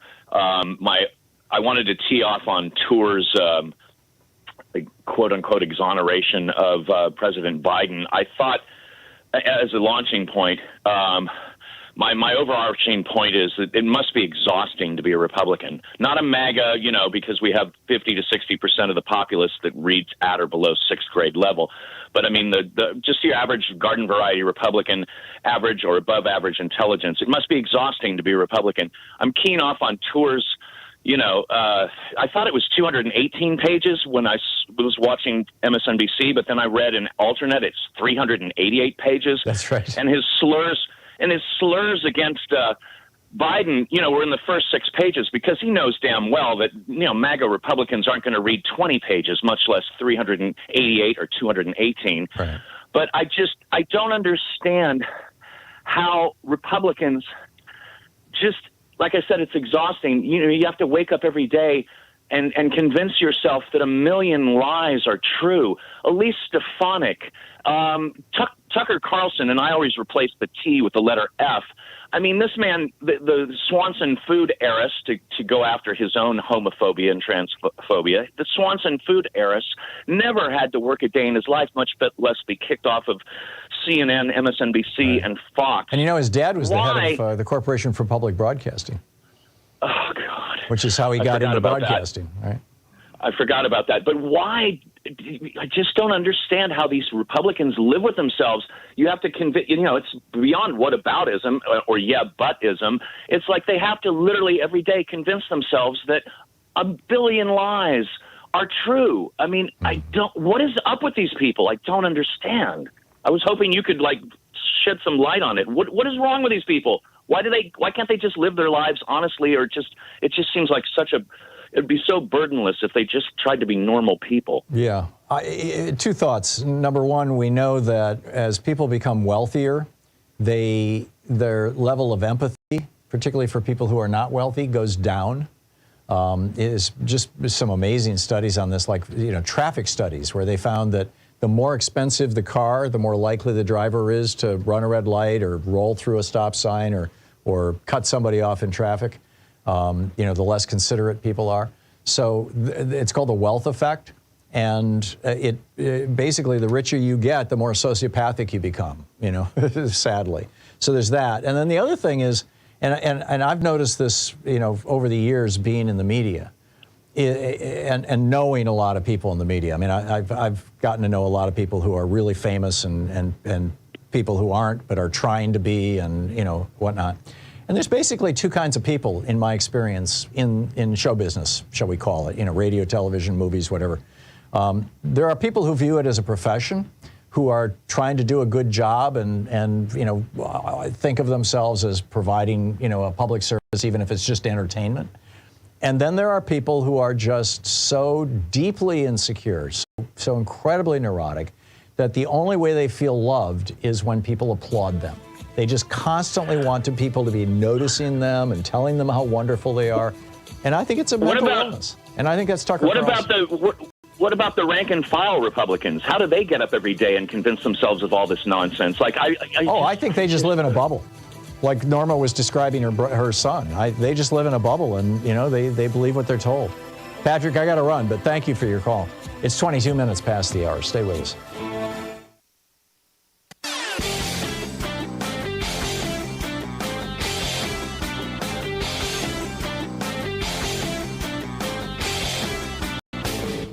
Missed my opening rant today? It's usually published over at HartmannReport.com, where you can read it and share it with your friends for free. Check it out, HartmannReport.com. And welcome back to Anything Goes Weekend here. Mark in Chicago. Hey, Mark, thanks for listening to WCPT. What's on your mind today? Hey, Tom, how are you doing? Good. Happy Friday. Thank you. Back at you. First and foremost, let me just say, there's no way that we can qualify a quantum hard disk, but I'm saying it anyway. Mark, I can hardly understand you. Your voice is all muffled. Do you have your thumb over the microphone or something? No, hold on. Let me take it out. Can you hear me better now? Yeah, you must have been using Bluetooth or something. But anyhow, yeah, go ahead. Mark? Yeah, speak. Is that better? Yes, that's 100% better. Sorry about that. No, we can't quantify that. There is no more pro Thom Hartmann than me. But I've been listening to you for years. I hear about the last time that I called, you sounded a little bit put off about my opinion about, I think his name was Kenyatta or something, who said he only voted twice. But I don't want to go there. But you sounded like thought that I was some kind of troll. I'm just uncomfortable when any caller starts trashing any other caller. I'd like people to feel like this is a safe space to be themselves, and that they're not going to be trashed when they're, my dad always used to say. I wasn't trying to trash him. Yeah, I wasn't trying to trash him. But anyhow, really move to your point. Yeah. So, but I think, Tom, what I would, all of us, no matter where we are in media or social media, I think from this point going forward that all of us, and nobody does a better job than you, is to put out once a week list of accomplishments Joe Biden has gotten done in this administration, to drill it into people's heads. We have to do that. There's no way that we can allow for Trump to have any chance of becoming again. And so we've got to, no matter how much people want to. I don't disagree with you, Mark. And much like in 2020, you're going to hear a lot of that on this program, but I'm not going to start being all that partisan, I guess you could say, until after the summer's over, because most people are not paying attention. We've got this small universe of people. It's probably 7 to 10% of the American population who pay attention to politics outside of election years and outside of the 3 months prior to an election. But yeah, I've got several printouts sitting here on my desk of Joe Biden's accomplishments. I do reference them typically, at least once a month. And I agree with you that at least once a week would be a good idea. But I don't think that it'll have much impact until we get into August, September. And then we need to be talking more about that. We also need to be talking about the horrible things that Donald Trump did.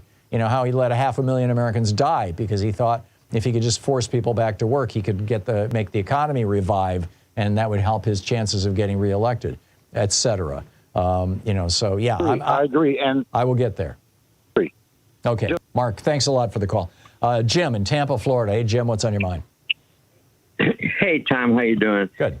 Tom, I got a comment that what's his name said yesterday on the Supreme Court that you can't let one state rule. Jim, I'm sorry. Jim, please accept my apologies. I was there, and I just, you know, you're going to get cut off here. I'm going to put you on hold, and I'll pick you up on the other side of this break, okay? And we'll restart the conversation. You okay with that, Jim? Okay. Okay. Yes, sir. Okay, we're just gonna leave you on the board here. Sean will pot you down, and I'll bring you right back up when we come back on the other side of the break, so I don't forget. We'll be right back. It's Anything Goes Friday. You're listening to the Thom Hartmann Program. Call 202-808-9925. Usually I'm pretty good with the clock, but I blew it that time. We'll be right back.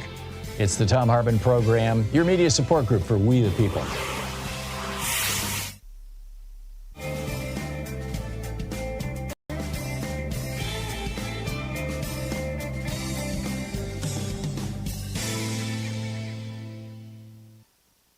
Hey, it's officially $5 Friday here on Free Speech TV. Although here on the Thom Hartmann Program, we call it $15 Friday. But it's your opportunity to help out Free Speech TV. It's just, you know, occasionally we just drop in and say, hey, you know, we could use a little bit of help here. And this is particularly for long-term giving, basically, for you know, sustaining support. Becoming a member of the sustainers circle, as it were, of the people who are regular supporters of Free Speech TV. And that is, you call 877-378-8669 right now, give them your credit card, and tell them how much to deduct every month, and just start a regular monthly contribution to Free Speech TV. It can be $5 a month, 10, 15, you know, 50, whatever you're comfortable with. But here's your opportunity, and this is, you know, a great time to do it. We're heading into an election. It's going to be a really difficult fundraising year for Free Speech TV. So let's get off to a good start. So call now or go to freespeech.org right now and make your contribution. And while you're doing that, while you're, you know, getting on your computer or making your phone call, here's a clip of John F. Kennedy, President Kennedy, from 1963. It was right after he had sent, it was a national address, a 30-minute national address, right after he had sent the National Guard either to Alabama or Mississippi, forgive me, I don't recall which, and had escorted 2 young black people into school. And so here is his speech on that issue. I hope that every American, regardless of where he lives, will stop and examine his conscience about this and other related incidents. This nation was founded by men of many nations and backgrounds. It was founded on the principle that all men are created equal, and that the rights of every man are diminished when the rights of one man are threatened. Today we are committed to a worldwide struggle to promote and protect the rights of all who wish to be free. And when Americans are sent to Vietnam or West Berlin, we do not ask for whites only. It ought to be possible, therefore, for American students of any color to attend any public institution they select without having to be backed up by troops. It ought to be possible for American consumers of any color to receive equal service in places of public accommodation, such as hotels and restaurants and theaters and retail stores, without being forced to resort to demonstrations in the street. And it ought to be possible for American citizens of any color to register and to vote in a free election without interference or fear of reprisal. It ought to be possible, in short, for every American to enjoy the privileges of being American without regard to his race or his color. In short, every American ought to have the right to be treated as he would wish to be treated, as one would wish his children to be treated. But this is not the case. The Negro baby born in America today, regardless of the section of the state in which he is born, has about 1/2 as much chance of completing a high school as a white baby, born in the same place on the same day. 1/3 as much chance of completing college.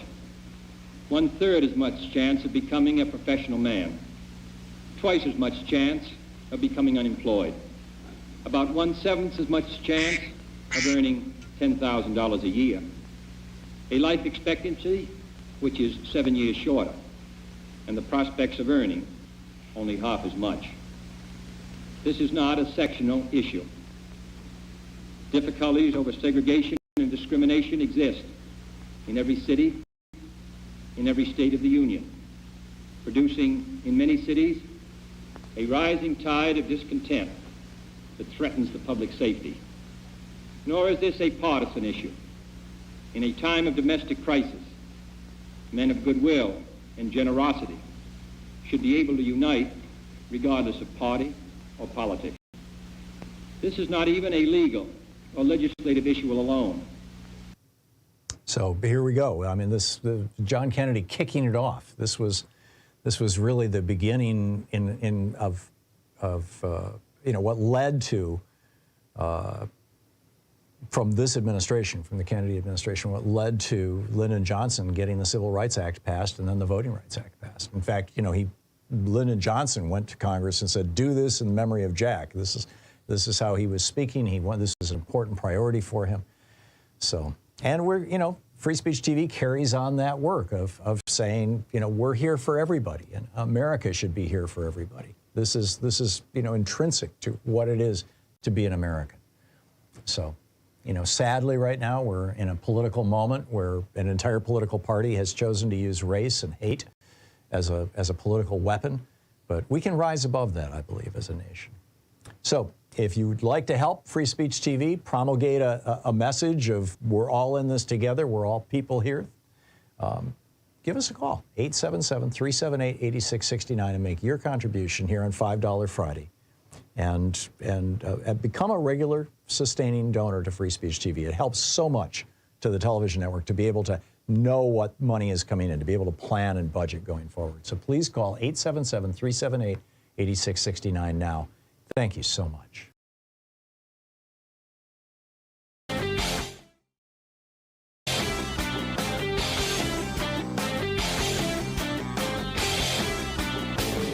From international trade policy to immigration policy to all kinds of topics, the wars between Republicans and Democrats, the Republican efforts to induce fascism in the United States, a great selection of opinions will be found over at HartmannReport.com.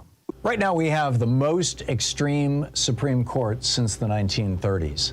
And one of the main reasons is because these justices, A, have lifetime tenure, and B, in the 1990s, after a series of disappointments with William Brennan and Earl Warren and David Souter and a few others that have been nominated by Republicans, these justices tend to become more liberal once they're given lifetime tenure. So now we've got right-wing billionaires throwing gifts at them, emoluments, speaking fees.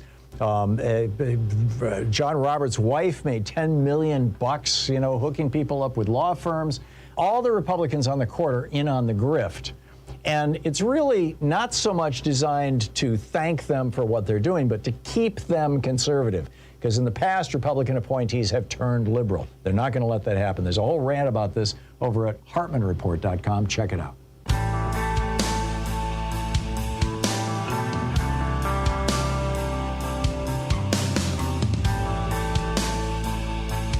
All right, back to Anything Goes Friday. Jim in Tampa, Florida, who I so rudely interrupted as we hit the break on. So what's up, Jim? No problem, Tom. I appreciate your show every day.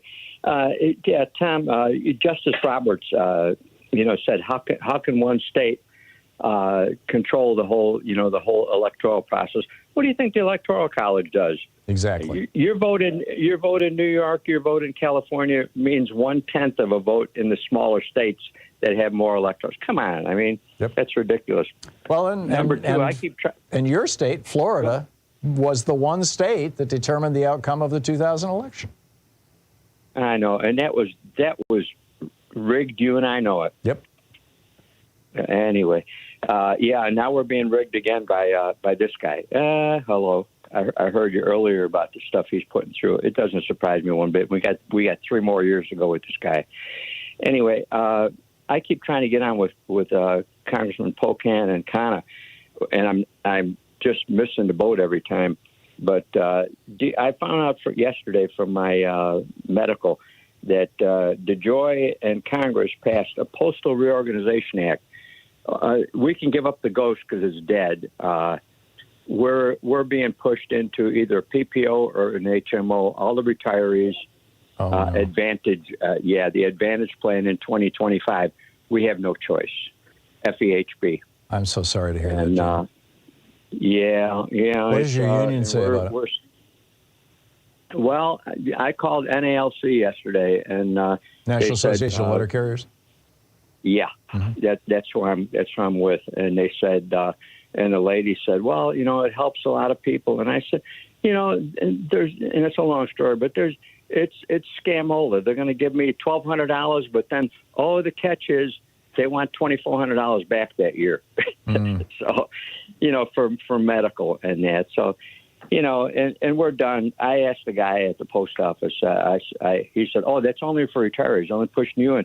And I said, guess what? You better fight for this because they're pushing you in next. Yep.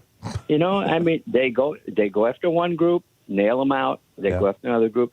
And I'm sorry, but Joe should have got rid of this guy a long time ago. He had a chance and he didn't do it. And, actually, he didn't have a chance. He hasn't. He has a chance right now to appoint 2 new members to the Postal Board of Governors, and I don't know why he's not doing it. But he's got to get on the stick here, because you're absolutely right. This Louis DeJoy is destroying the post office. He's setting it up for privatization. I mean, that's very clear that that's what he's doing. Yeah, and the union said that a couple of weeks back or a month back, I talked to them. They said, well, it's saving NALC. I think it's $6 million a year or something like that, and that's better for our members. And I said, it's not better for the retirees. That's right. But, anyway. And Tom, my condolences, because my mom died of Parkinson's. Yeah. Yeah. Okay. So that's a tough thing. Thanks a lot, Tom. Appreciate you. Sure. Have a good weekend. Thank you, Jim. You too. Ramon in Loveville, Maryland. Hey, Ramon, what's on your mind today? Hey, good afternoon. I have a bad thought about the Electoral College. And I got a question. If the Supreme Court doesn't disqualify Trump from being on the ballot and being president, what would happen if all the Republican states decide they're just not going to submit and participate in the Electoral College? Will anybody be able to get 270 Electoral College votes, and does that throw it to the House to just appoint Trump? That does throw it to the House, and the House would appoint Trump, and that is one of the strategies that is being openly discussed among Republican tacticians and strategists and pundits and apparently Republican members of Congress as well. You've got 80 Republican members of Congress, if my memory serves me correctly, who just signed on to a thing with Matt Gaetz, a congressional resolution saying that Donald Trump did not commit insurrection and therefore is not disqualified from serving as president. And I think that that's the predicate to Congress trying to hand the election to Trump in 2024. There's a lot of sneaky ways they can pull this thing off, and that's probably the most obvious. And there's nothing anybody can do about it. Trump gets in because if they don't participate, I mean, you might never get another election in the United States if Trump gets to be president the way he wants to go. That's correct. The Constitution should not be a suicide pact. You know, I mean, I don't recall who said that famously to begin with, but it was part of a Supreme Court decision back in the 1900s. But to use the Constitution to end the Constitution, essentially. I mean, Trump has said he wants to suspend the Constitution. He wants to impose martial law. He wants to, invoke the Insurrection Act, and he wants to be a dictator. And those things in aggregate mean America is no longer America. America is no longer a democracy, and that's definitely the direction he wants to go. Ramon, thank you. Thank you for the call. Ginger in Seattle. Hey, Ginger, what's on your mind today? Oh, hi, Tom. I don't know. I was going to talk about the Supreme Court deal yesterday and the documents, and there's just so much going on. I've kind of decided not to do that and talk more about the feelings that we're all getting upset about, which is a lot of anger and a lot of hate. And what I was thinking about Trump is when I go out and ask people about him, what I basically hear are two things. Number one, he's more entertaining. He looks better. He's better with the camera. In other words, he's a better TV personality. That's they true. really think a lot of that. And secondly, that they understand him. He thinks that he understands them. And obviously, he doesn't care whether he understands or not, but that's a really big part of it. He identifies with them, they think. So those are two things I've come up with. And, with us, and what I was noticing today when I was watching you with the senator was I was getting angry.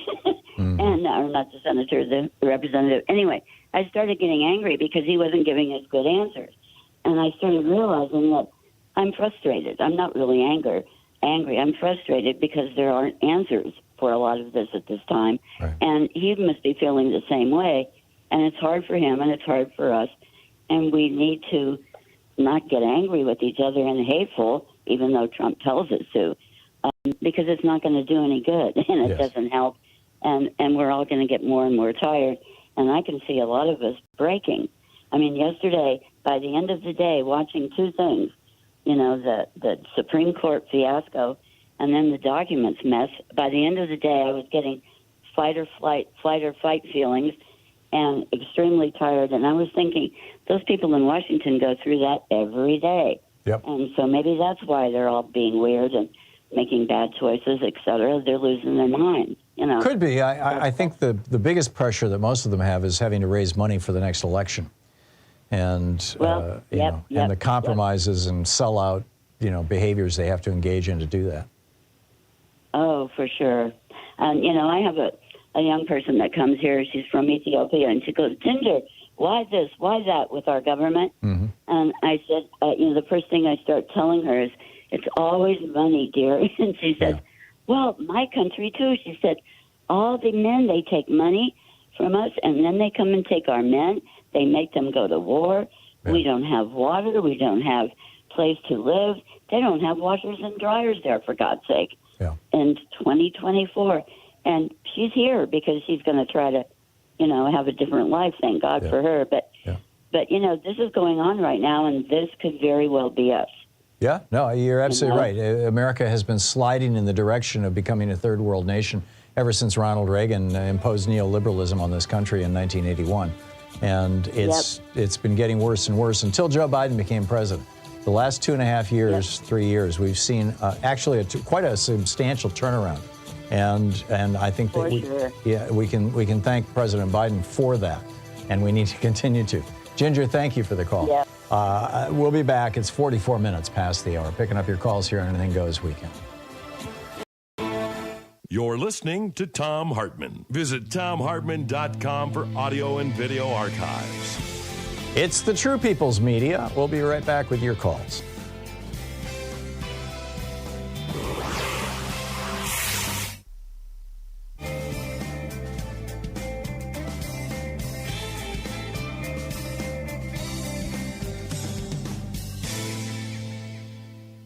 And welcome back. John in Roselle, Illinois. Hey, John, what's on your mind today? Hi, Tom. Thanks for taking my call. Good talking again. You'll have to stick with me for a minute here while I kind of make my point. Okay. So I think we're focusing too much on Trump as a person, whereas we still have to remember that it's the issues that really drive the vote. For instance, I really am worried about the environment. So always the top of my agenda is the environment. I have two childhood friends in my 60s now, and I still talk to them often. One of them has become a Trump voter, likes Trump, and the reason is he is very opposed to abortion, and he sees Trump as like a saint now because of what he's done with the Supreme Court and being able to overturn Roe v. Wade. My other friend, his top issue is the economy. He's on the Democratic side. He was always union. He sees what the Democrats have done for the unions and how the Republicans are bad. So he's there. But one day we were talking, and I mentioned my Republican friend. I said, he really, is not able to be swayed because, like everybody else, his top issue is abortion. Mm-hmm. And my friend asked me, he said, well, what's your top issue? I said, the environment. He said, well, what if Trump was really a supporter of the environmental issues, other than what he is, against the EPA and everything? I said, well, then I would probably have to support Donald Trump, because that's so important to me that I would overlook his shortcomings. And that's what my friend with the abortion is doing. He's overlooking his shortcomings. Yeah, it's called being a single-issue voter. Focus on the issues. Yeah. So what's your point? Well, my point is, I think, I hear everybody calling and talking and really talking about Trump as a person. I think you just can't look at him as a person. You got to look at the issues and what side he falls on, and maybe try to emphasize what he means for the issues. Yeah. No, I get it. Because I don't think he stands behind anything. Yeah, good suggestion. John, thank you. Thank you. Excellent point. Robert in Modesto, California. Hey, Robert, what's up? Hi, I almost hung up because the caller from Florida sounded like he was going to touch on my topic. That one state argument, I had a question. I kind of wanted your thoughts. Well, first of all, it's two states. And second of all, I'm trying not to be mad at all. You mean Maine and Colorado? Is that what you're talking about? Yeah. Yeah.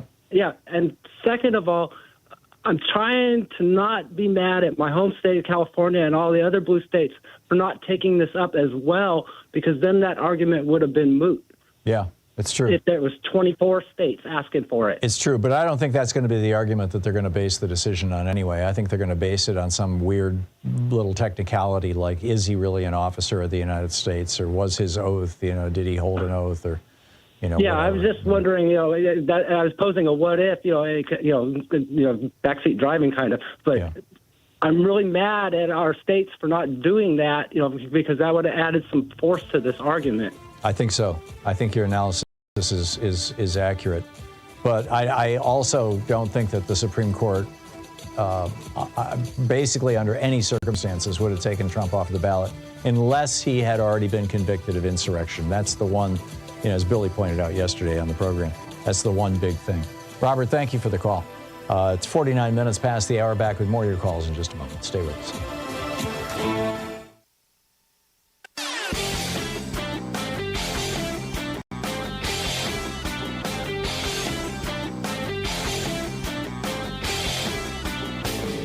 Hey, thanks so much for sharing our program and for reaching out to our stations and sponsors and letting them know that you're listening. It really means a lot to us. Back in 2010, when Viktor Orban took over the Fidesz party in Hungary, that party was sort of like the Republican Party. It was just a conventional conservative European political party. And he has turned it into a neo-fascist powerhouse. He pushed through he altered the nation's constitution to push through what we would call gerrymandering and voter suppression so that his party will always win. He campaigned on building a wall. Build a wall was literally one of his campaign slogans, and he did build a wall across the southern border of Hungary to keep out Syrian refugees who were fleeing the violence when Russia was bombing that country. His other two campaign slogans were, and I quote, "Restore Christian purity and make Hungary great again." Seriously, back in 2010, 6 years before Trump, there's an amazing backstory about how Viktor Orban is being cloned, essentially, in the GOP. You can find the article over at HartmannReport.com. Check it out.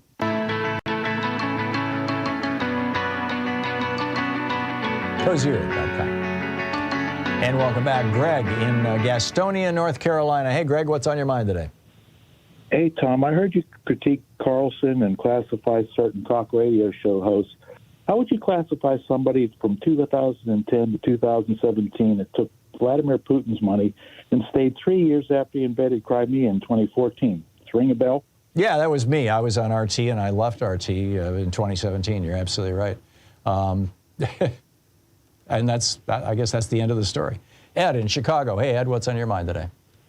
Hey, Tom, a little bit of semi-levity here. You had a caller earlier asking you if you had any answers as to why Republicans can believe lies. And in my eternal quest to figure out why intelligent people will become racist or believe in conspiracy theories, I came across the dancing plague of 1518.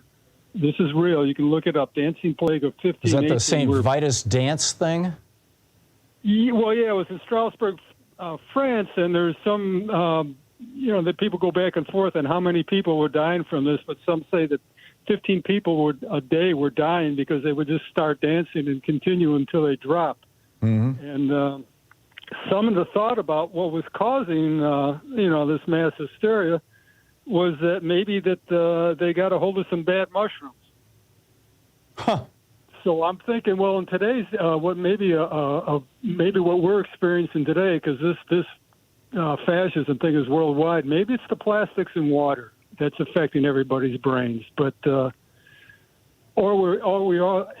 have a large portion of our people suffering from bad mushrooms. I don't know, but anyway, it's just because I've every now and then I try and come up with a reason for why intelligent people can be racist, because I always used to think that the two would just never happen, but obviously it does. Yeah. And anyway, but this dancing plague of 1518, if you want something, I remember that. I never got whether that was a mass hysteria thing or whether that was an actual medical thing. There was also a theory that it had to do with ergotamine. Ergot is the mold that grows in some kinds of grain, particularly wheat. And that's what they were saying, yeah. That's the foundation for lysergic acid diethylamide. Ergot converts to lysergine or something like that. But I never knew they'd figured out what it was. Right. Well, because you're right. There seems to be people going back and forth on them, and I'm just correlating it today. I was thinking, well, maybe it's all the plastic that we have in the water. Maybe that's if you're looking for a source of the insanity, I think rather than looking at a physical or biological source, we could be looking at a mental viral source. That I really believe that fear and hate and even authoritarianism, really, the desire to have somebody else run your life or run your country or whatever. The big daddy syndrome. I think that all of those things are contagious as well, contagious forms of mental illness. I don't think they had anything to do with the Saint Vitus of Dance or whatever it was called in the 16th century, but I know. But like I say, when I was just thinking, when I came across that, I was just thinking, well, this world has been nuts forever. Yeah. Portions of it. There is that. And I got to move along. Thank you for the call. Joanna in Los Angeles. Hey, Joanna, what's on your mind today? Hi. Something called acting in bad faith. I think that the Supreme Court and the Republicans and everyone who's Republican who is actually intelligent is being stupid in bad faith. They know they're being stupid. Oh, I agree. And really, I just would like your comments on that. I think it's a reasonable analysis. Mitt Romney talks about this in his new biography that McKay Coppins, I think is his name, is the author of. Where he talks about how his peers were afraid to make votes or decisions because either A, they were afraid that the Trump people would come and harm their families or burn their houses down, or B, because they needed money from particular industries. And I think that an awful lot of that you can lay at the feet of the Supreme Court, legalizing bribery in the United States. And that's the cancer at the core of the whole thing. Joanna, thank you. Christina in Columbia, South Carolina. Hey, Christina, what's up? Hi, Tom. I'll be quick because I know we're running towards the end of the hour. I just wanted to see if you knew about South Carolina becoming the next state to come close to passing the constitutional carry bill. What's that? You mean anybody can carry a gun? Permitless carry. They've been working on it for a couple months now. And the state house just passed it. It's on to the Senate. The Senate approved it with amendments that they wanted to actually add penalties for crimes that were committed using a gun, and the House has rejected those amendments. So it's stuck between the two now. But we're on the verge of South Carolina becoming the next constitutional carry state following. So apparently South Carolina has not had enough school slaughters. No, and my husband is a school resource officer, and I wanted to point out that one of the first things when there is a potential threat to the school, one of the first questions he has to ask both the student and the parent is, do you have guns in your house? Do you have access? There you go. Christina, thank you. Thanks for that data point. Wow. Sorry to hear it. Thank you very much. Hey, special thanks to Louise Hartman, Sean Taylor, Nate Atwell, Jamie Holly, Nigel Peacock, Sue Nethercutt, Patrick Hoyt, Geraldine Halbert, Ron Hartenbaum, Chase Spross, Nicholas Miller, Pat Sweeney, Jay LeBlanc, Al Gorilla Rhythm, Jeremy Peterson, Connor Arroyo, Carna Verde, Martha Salina, and Mark Thoman. Thank you to all the folks who work on this program. And to you for being with us all this week. We'll be back next week. And in the meantime, don't forget, democracy is not a spectator sport. It requires all of us. That includes you. So get out there, get active, tag, you're it. We'll see you on Monday. Have a wonderful weekend. Stay safe. You've been listening to Thom Hartmann. For audio and video archives, visit ThomHartmann.com.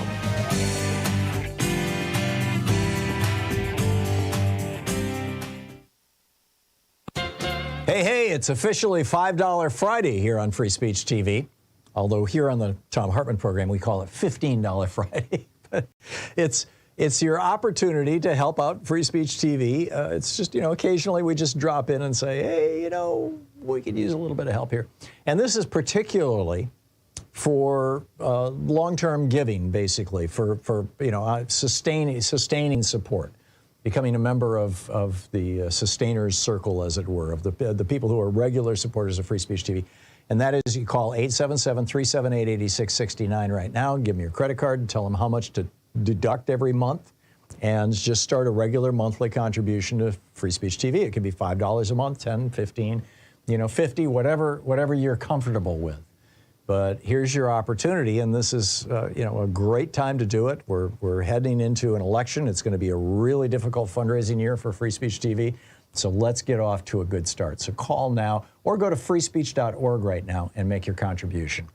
And while you're doing that, while you're, getting on your computer or making your phone call, here's a clip of John F. Kennedy, President Kennedy, from 1963. It was right after he had sent, it was a national address, a 30-minute national address, right after he had sent the National Guard either to Alabama or Mississippi, forgive me, I don't recall which, and had escorted 2 young black people into school. And so here is his speech on that issue. I hope that every American, regardless of where he lives, will stop and examine his conscience about this and other related incidents. This nation was founded by men of many nations and backgrounds. It was founded on the principle that all men are created equal, and that the rights of every man are diminished when the rights of one man are threatened. Today we are committed to a worldwide struggle to promote and protect the rights of all who wish to be free. And when Americans are sent to Vietnam or West Berlin, we do not ask for whites only. It ought to be possible, therefore, for American students of any color to attend any public institution they select without having to be backed up by troops. It ought to be possible for American consumers of any color to receive equal service in places of public accommodation, such as hotels and restaurants and theaters and retail stores, without being forced to resort to demonstrations in the street. And it ought to be possible for American citizens of any color to register and to vote in a free election without interference or fear of reprisal. It ought to be possible, in short, for every American to enjoy the privileges of being American without regard to his race or his color. In short, every American ought to have the right to be treated as he would wish to be treated, as one would wish his children to be treated. But this is not the case. The Negro baby born in America today, regardless of the section of the state in which he is born, has about 1/2 as much chance of completing a high school as a white baby, born in the same place on the same day. 1/3 as much chance of completing college. 1/3 as much chance of becoming a professional man. Twice as much chance of becoming unemployed. About 1/7 as much chance of earning $10,000 a year. A life expectancy which is 7 years shorter, and the prospects of earning only half as much. This is not a sectional issue. Difficulties over segregation and discrimination exist in every city, in every state of the Union, producing in many cities a rising tide of discontent that threatens the public safety. Nor is this a partisan issue. In a time of domestic crisis, men of goodwill and generosity should be able to unite regardless of party or politics. This is not even a legal or legislative issue alone. So here we go. I mean, John Kennedy kicking it off. This was really the beginning of what led to from this administration, from the Kennedy administration, what led to Lyndon Johnson getting the Civil Rights Act passed and then the Voting Rights Act passed. In fact, Lyndon Johnson went to Congress and said, "Do this in memory of Jack." This is how he was speaking. This is an important priority for him. So, and Free Speech TV carries on that work of saying, we're here for everybody, and America should be here for everybody. This is intrinsic to what it is to be an American. So, sadly right now we're in a political moment where an entire political party has chosen to use race and hate as a political weapon, but we can rise above that, I believe, as a nation. So if you'd like to help Free Speech TV promulgate a message of we're all in this together, we're all people here, give us a call, 877-378-8669.